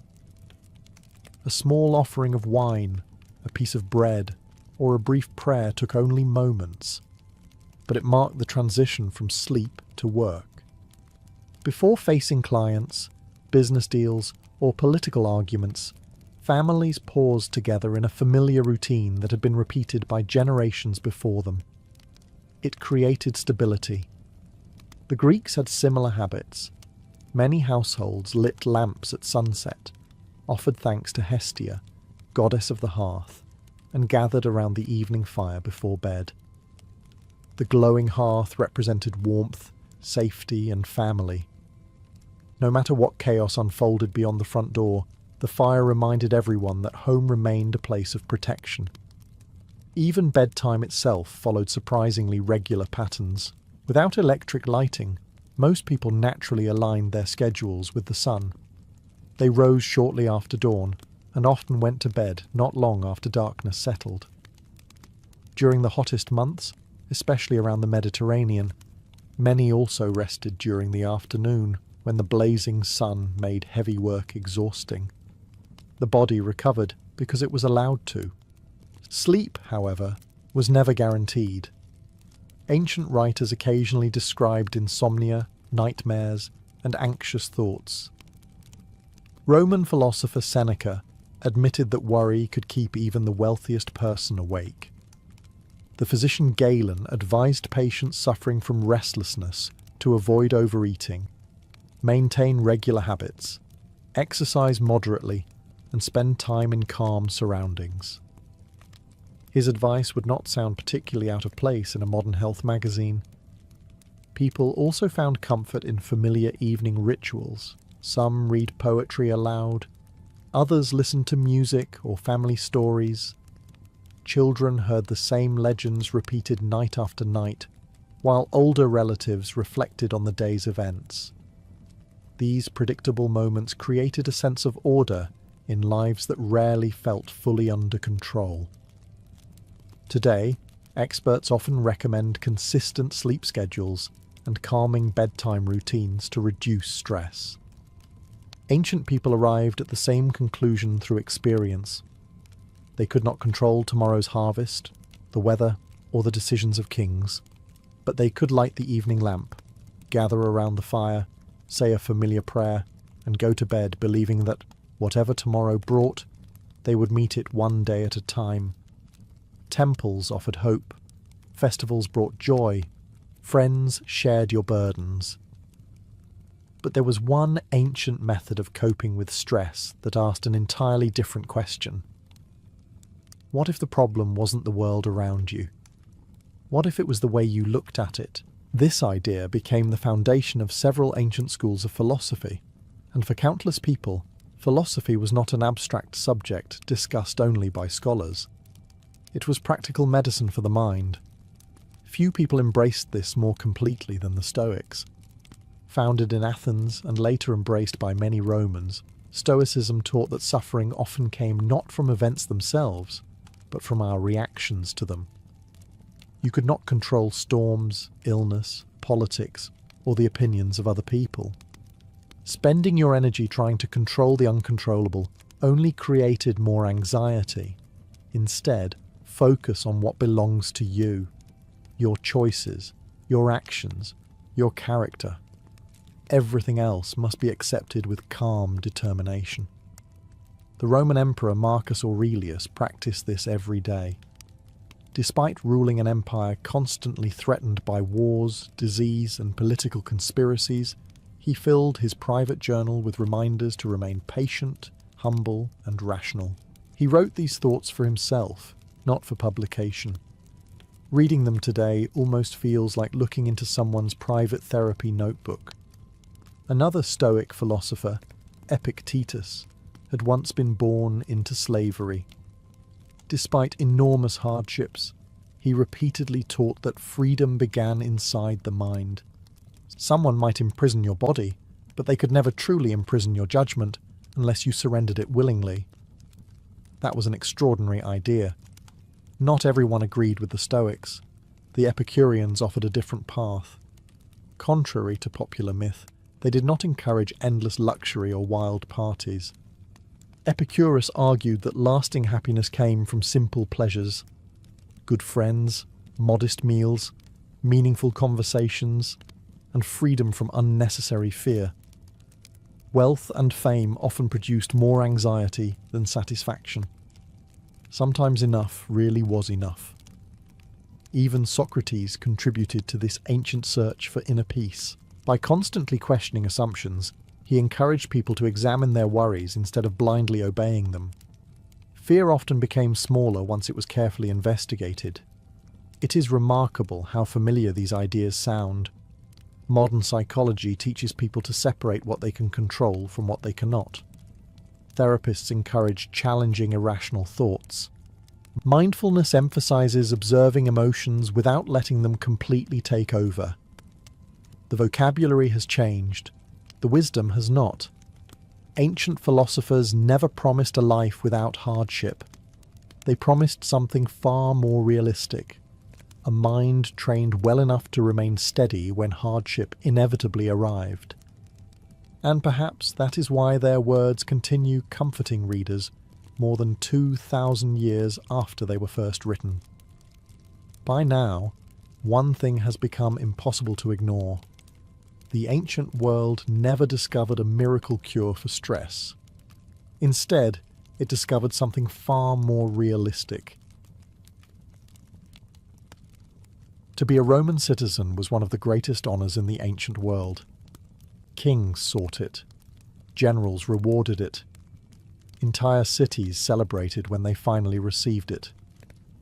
Across the vast Roman Empire, millions of people dreamed of hearing the words, "Civis Romanus sum," I am a Roman citizen. Those 4 words could protect you from certain punishments, grant legal rights unavailable to others, and instantly raise your social standing wherever Roman law prevailed. Citizenship opened doors that remained firmly closed to slaves, foreigners, and many provincial subjects. It sounded like winning the ancient world's most exclusive membership.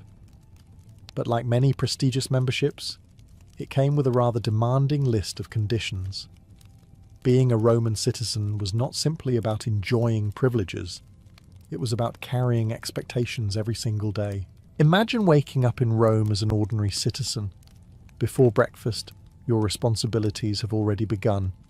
You must protect your family's reputation, earn an honest living, obey Roman law, participate in civic life when required, maintain relationships with patrons and clients, and ensure your children grow into respectable members of society. If your family owns property, there are financial obligations to meet. If Rome calls upon your generation to serve, military duty may await. If you seek public office, every decision will be judged by neighbours, rivals, and voters who rarely miss an opportunity to criticise. And if you bring shame upon your household, you are not the only one who suffers. Your parents feel it. Your children inherit it. Even your ancestors, whose names have been honoured for generations, seem to lose a little of their dignity. The Romans believed citizenship carried moral responsibilities as much as legal ones. A good citizen was expected to place the needs of the Republic, or later the Empire, ahead of personal comfort. Courage, discipline, loyalty, honesty, and respect for family were not simply admired qualities. They were considered essential duties. Of course, living up to those ideals proved rather more difficult than reciting them. Roman streets were filled with ambitious politicians chasing power, merchants chasing wealth, soldiers chasing glory, and ordinary citizens simply trying to avoid bankruptcy before the next tax collector appeared. Human nature, it turns out, has always been wonderfully complicated. The Romans proudly claimed that citizenship distinguished them from the rest of the world. In many ways, it did. But behind the legal protections and public prestige stood something far less glamorous. A lifetime spent balancing rights with responsibilities, personal ambition with public duty, and individual happiness with the constant pressure of living up to the name of Rome itself. For a Roman citizen, wearing that title was an honour. Carrying its weight was another matter entirely. If Roman citizenship brought prestige, Rome expected something in return. The empire was not held together by marble temples or magnificent legions alone. It was held together by millions of ordinary citizens doing what Rome expected them to do. Every citizen owed the state something. Sometimes it was money, sometimes it was labour, sometimes it was loyalty, and occasionally it was all three at once. One of the most important responsibilities was participating in the census. Every few years, Roman officials known as censors recorded citizens, their families, their property, and their wealth. At first glance, it may have looked like little more than ancient paperwork. In reality, it determined much of your life, your social class, your political influence, your military obligations, even the amount you contributed to the state. The Romans took this process extremely seriously. Lying about your wealth or attempting to avoid registration could bring severe penalties. More importantly, it branded you as someone unwilling to fulfill your duty to Rome. That stain on your reputation could last far longer than any financial punishment. Contrary to popular belief, not every Roman citizen paid the same taxes throughout Roman history. During much of the Republic, citizens living in Italy paid relatively little direct taxation after Rome's overseas conquests filled the treasury with tribute from conquered provinces. Provincial populations often carried the heavier tax burden. But that did not mean Roman citizens escaped financial responsibilities. There were customs duties on imported goods, local municipal taxes, inheritance taxes under the empire, and countless indirect expenses tied to civic life. Wealthy citizens were often expected to sponsor public games, repair buildings, finance religious festivals, or contribute to community projects. Refusing was legal in some cases. Doing so enthusiastically damaged your standing far more effectively than any official fine. The richer you became, the more society expected from you. Public generosity became a form of unwritten taxation. If your hometown needed a new fountain, wealthy citizens often paid for it. If an amphitheatre required repairs, influential families stepped forward. If games were organised, someone had to finance the entertainment.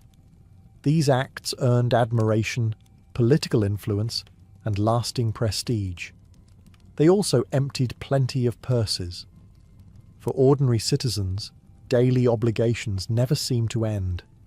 Markets had rules to follow, contracts had to be honoured, military equipment might need maintaining. Neighbourhood associations collected contributions for religious ceremonies and local events. Rome rewarded responsibility. It also noticed neglect. Being a Roman citizen meant living with the understanding that your relationship with the state was never one-sided. Rome protected your rights, enforced your contracts, and recognised your status.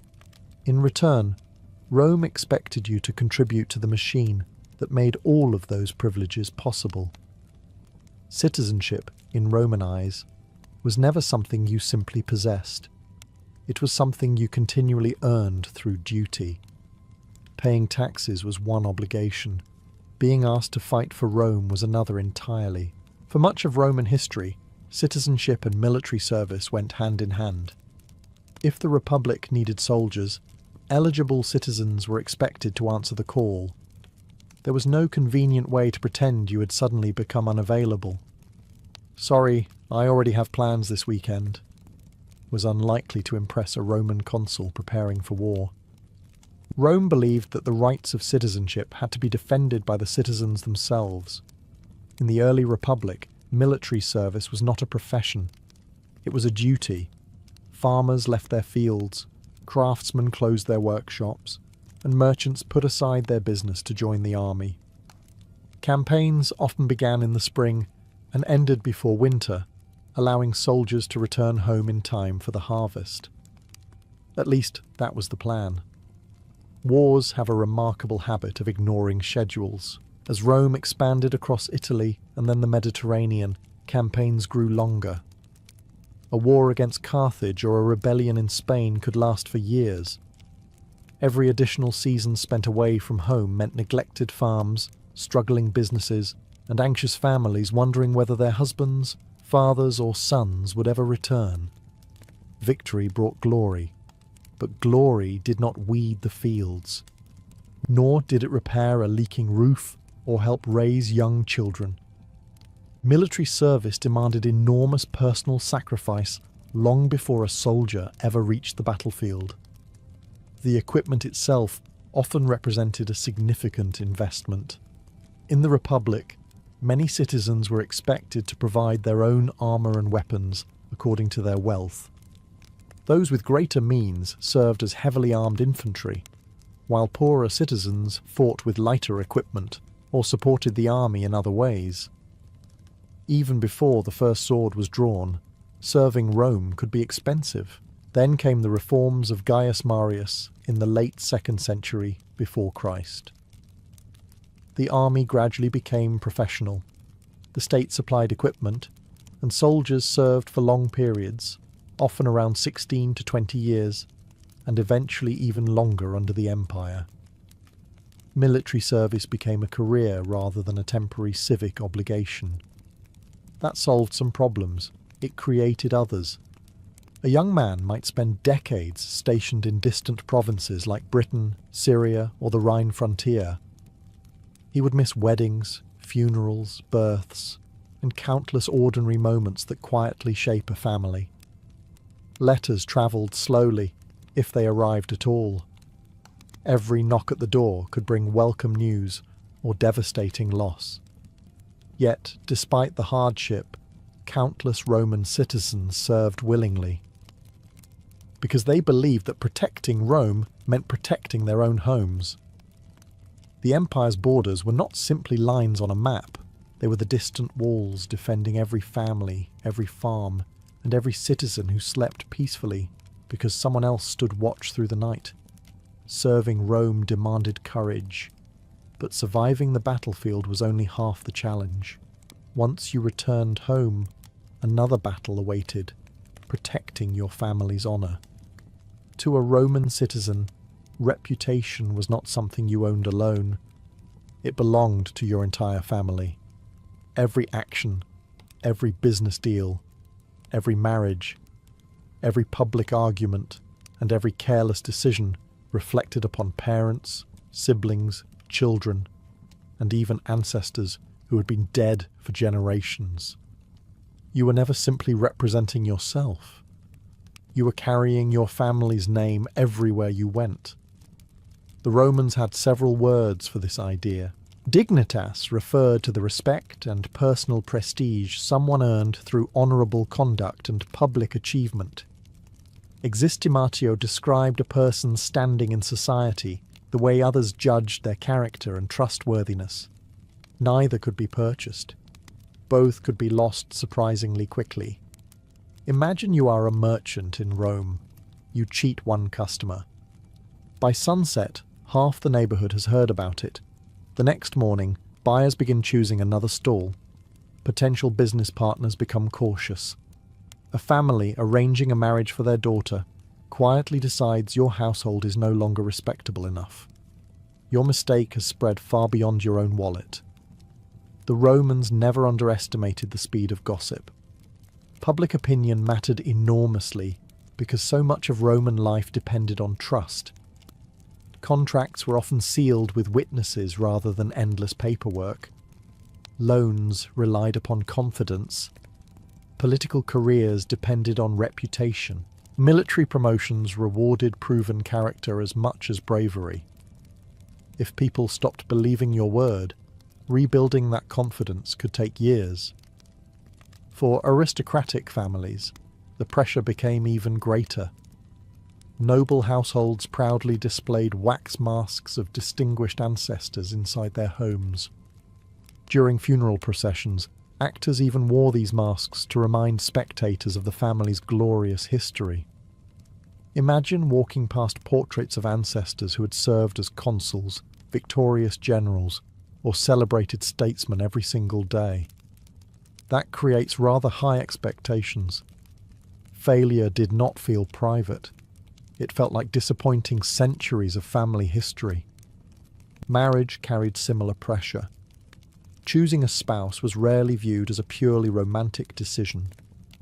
Families considered wealth, political alliances, reputation, and social standing. A careless marriage could damage relationships carefully built over generations. Love certainly existed, but practical considerations usually received an invitation to the wedding as well. Even children learned these lessons early. Roman parents constantly reminded their sons and daughters that their behaviour reflected upon the entire household. Good manners, discipline, honesty, and self-control were not simply personal virtues. They protected the family's good name. Because once honour was damaged, recovering it proved far more difficult than earning money or rebuilding a house. In Rome, fortunes could disappear and be made again. Political careers could recover. Even cities destroyed by war could be rebuilt. But a tarnished reputation often proved to be the hardest thing of all to restore. Protecting your family's honour was difficult enough. The problem was that Rome never allowed you to stop competing. From the moment you entered adult life, you were measured against everyone around you. Your neighbours noticed how successful your business became. Your relatives compared your career to that of your cousins. Your patrons judged your loyalty. Your clients judged your generosity. Even complete strangers felt perfectly entitled to have an opinion about how well you were living your life. In Rome, success was rarely private. Neither was failure. Ambition sat at the very heart of Roman culture. The Republic, and later the Empire, rewarded citizens who distinguished themselves through military victories, political service, business success, or public generosity. Every achievement increased your standing.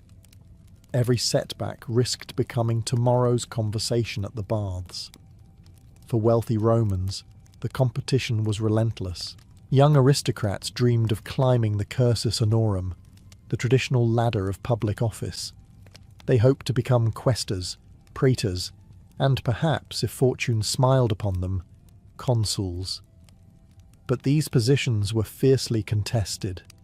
Winning required money, influential friends, persuasive speeches, and years of careful networking.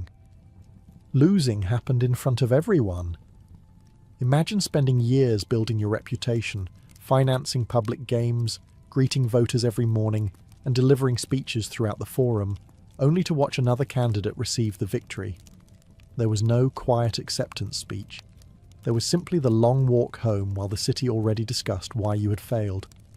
For ordinary citizens, life offered different contests. Merchants competed for customers, lawyers competed for clients, craftsmen competed for contracts. Every marketplace became a silent battlefield where reputation determined who prospered and who struggled. The pressure to appear successful could become overwhelming. Roman writers frequently warned against excessive luxury and endless displays of wealth. Yet society also admired visible success. A fine house, elegant clothing, educated children, and well-hosted dinners all announced that you were thriving. Keeping up appearances became a responsibility in itself. It is hardly surprising that some citizens borrowed money they could barely repay simply to maintain their social standing. Appearances mattered, perhaps more than they should have. Even philosophers noticed the problem.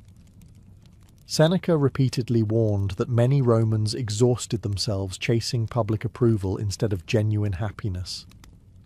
He observed that people often feared criticism more than poverty itself, allowing the opinions of strangers to control their peace of mind. His words remain surprisingly modern. Because while Rome lacked newspapers, television, or social media, it possessed something just as powerful: an audience. And every Roman citizen lived much of their life on that stage, hoping for applause, fearing embarrassment, and quietly wondering whether everyone else had somehow become more successful than they had. Competing with your fellow citizens was exhausting. The trouble was, you could rarely escape their attention. Rome was not a place where you could quietly disappear for a few days and hope nobody noticed. Whether you lived in a bustling city or a smaller provincial town, someone was almost always watching. Your neighbours, your clients, your patrons, your rivals, sometimes even complete strangers who simply enjoyed minding other people's business. Privacy, at least as we understand it today, barely existed. Take a walk through the streets of Rome. Apartment buildings called insulae rose several stories high, with families living practically on top of one another. Thin walls allowed arguments, celebrations, crying babies, barking dogs, and occasionally questionable singing to travel with remarkable ease between apartments. If you sneezed particularly enthusiastically, there was a fair chance someone 2 floors away would wish you good health. The streets themselves offered little relief. Markets overflowed with merchants shouting prices. The forum buzzed with lawyers, politicians, and spectators. Temples attracted worshippers throughout the day. Even a simple trip to buy bread often turned into an unexpected social gathering, because you inevitably met friends, relatives, customers, or neighbours before reaching home. The Roman baths made matters even more public. Far more than places to wash, they functioned as enormous social clubs where citizens exercised, discussed politics, negotiated business deals, exchanged gossip, and formed new friendships. Rich and poor mingled in surprisingly close quarters. If people wanted to know what was happening in the city, they often learned it while soaking in warm water. It was difficult to keep secrets when everyone relaxed together every afternoon. Public ceremonies created even more opportunities to be seen. Religious festivals, triumphal processions, funerals, elections, gladiatorial games, theatrical performances. Attendance mattered. Your absence might be noticed just as much as your presence. Were you avoiding someone? Had your family fallen into financial trouble? Were you ill? Or simply unfashionably late? Someone would almost certainly invent an explanation. The Romans even had a saying that reputation travelled faster than truth. They understood that once gossip escaped into the streets, Calling it back was almost impossible. This constant visibility encouraged good behaviour in many cases. People honoured contracts because others were watching. Parents disciplined children because the neighbourhood noticed. Merchants maintained fair dealing because customers remembered. But living under permanent observation also carried a cost. Every mistake became public. Every embarrassment found an audience. Every awkward moment risked becoming tomorrow's entertainment. For a Roman citizen, the hardest judge was not always the law. Sometimes it was simply the crowd, quietly watching, forming opinions, and remembering far more than you wished they would. Living under the watchful eyes of Roman society was exhausting, but the greatest pressure often waited behind your own front door. Because being a Roman citizen did not simply mean taking care of yourself. It meant carrying the future of your entire family. In Roman society, the family was the foundation of everything. Before there was loyalty to a political party or even to the emperor, there was loyalty to the household. Every generation was expected to leave the family stronger than they had found it. That was easier said than done. At the centre of the Roman home stood the paterfamilias, the male head of the household. His authority was immense. He managed family finances, arranged marriages, oversaw property, directed religious rituals within the home, and made decisions that affected everyone living under his roof. It was an extraordinary amount of responsibility. A wise father could guide several generations toward prosperity. A foolish one could ruin decades of hard work with a handful of poor decisions. Every Roman parent worried about their children. Would their sons become honourable citizens? Would they earn respect instead of disgrace? Would their daughters marry into good families? Would the family name continue to be spoken with admiration? These questions occupied Roman households constantly. Education became part of that responsibility. Boys learned reading, writing, law, and public speaking if their families could afford it. They also learned discipline, respect for tradition, and the importance of keeping one's word. Fathers often reminded their sons that they were not merely preparing for a career. They were preparing to represent generations of ancestors. Daughters carried enormous expectations as well. They were expected to manage households efficiently, raise children, maintain family relationships, and contribute to the honour of both the family they were born into and the one they married. Marriage was rarely viewed as the end of responsibility. It simply transferred much of it elsewhere. Financial pressure never disappeared either. A poor harvest, a failed business venture, or an unexpected illness could threaten an entire household. There were elderly parents to support, young children to feed, slaves or workers to supervise if the family owned them, and property that required constant maintenance. Someone always depended on you. Roman writers frequently praised the citizen who sacrificed personal comfort for the good of his family, buying fewer luxuries to educate a son, working longer hours to provide a better dowry for a daughter, putting aside personal ambition to care for aging parents. These acts rarely earned triumphal processions through the forum, yet they formed the quiet backbone of Roman society. Perhaps that was the heaviest burden of Roman citizenship. No matter how tired, discouraged, or overwhelmed you felt, someone at home was relying on your strength, and tomorrow morning you were expected to rise and carry that responsibility all over again. By this point, Roman citizenship may sound less like a privilege and more like a full-time occupation. You paid your dues. You protected your family's honour. You competed with your neighbours. You lived beneath constant public scrutiny. You accepted responsibilities that often mattered more than your own comfort.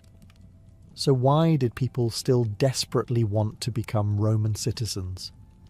Because despite all its pressures, Roman citizenship offered something almost priceless: security. In a world where kingdoms rose and fell with alarming regularity, Roman law provided stability that much of the ancient world could only envy. A Roman citizen possessed legal protections that non-citizens often lacked. If accused of a crime, a citizen had the right to a formal trial rather than immediate punishment. Under many circumstances, citizens could appeal serious legal decisions to higher authorities. Certain brutal penalties commonly inflicted upon slaves or foreigners, such as crucifixion, were generally forbidden for Roman citizens. Those rights could mean the difference between life and death. Merchants appreciated citizenship for another reason. The Roman Empire stretched from Britain to Syria, from the Rhine to North Africa. Roads, ports, laws, and a common currency allowed citizens to travel and conduct business across enormous distances with remarkable confidence. A trader from southern Italy could negotiate contracts in Gaul or Asia Minor, knowing that Roman law recognized his status. Opportunities expanded alongside the empire itself. Citizenship also opened political doors. Even if only a small minority ever reached high office, every Roman citizen theoretically belonged to the political community. Voting assemblies, public debates, military honours, and civic ceremonies reinforced the idea that citizens were partners in the Roman state, not merely subjects living beneath it. That sense of belonging mattered deeply. Perhaps nothing demonstrates this better than the reaction of those who finally received citizenship. In the year 212 after Christ, Emperor Caracalla issued the Constitutio Antoniniana, extending Roman citizenship to nearly every free inhabitant of the empire. Historians still debate his motives. Raising tax revenue was almost certainly one of them, but the decree reflected how valuable citizenship had become. People did not celebrate because life suddenly became easier. Taxes still existed. Responsibilities remained. The pressure did not disappear.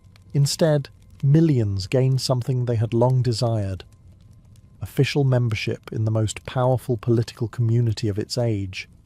That is perhaps the greatest paradox of Roman citizenship. The heavier its responsibilities became, the more valuable the title seemed. Because the Romans believed an honour earned through duty carried far greater meaning than one handed out freely. To them, citizenship was never simply a collection of legal rights. It was an identity,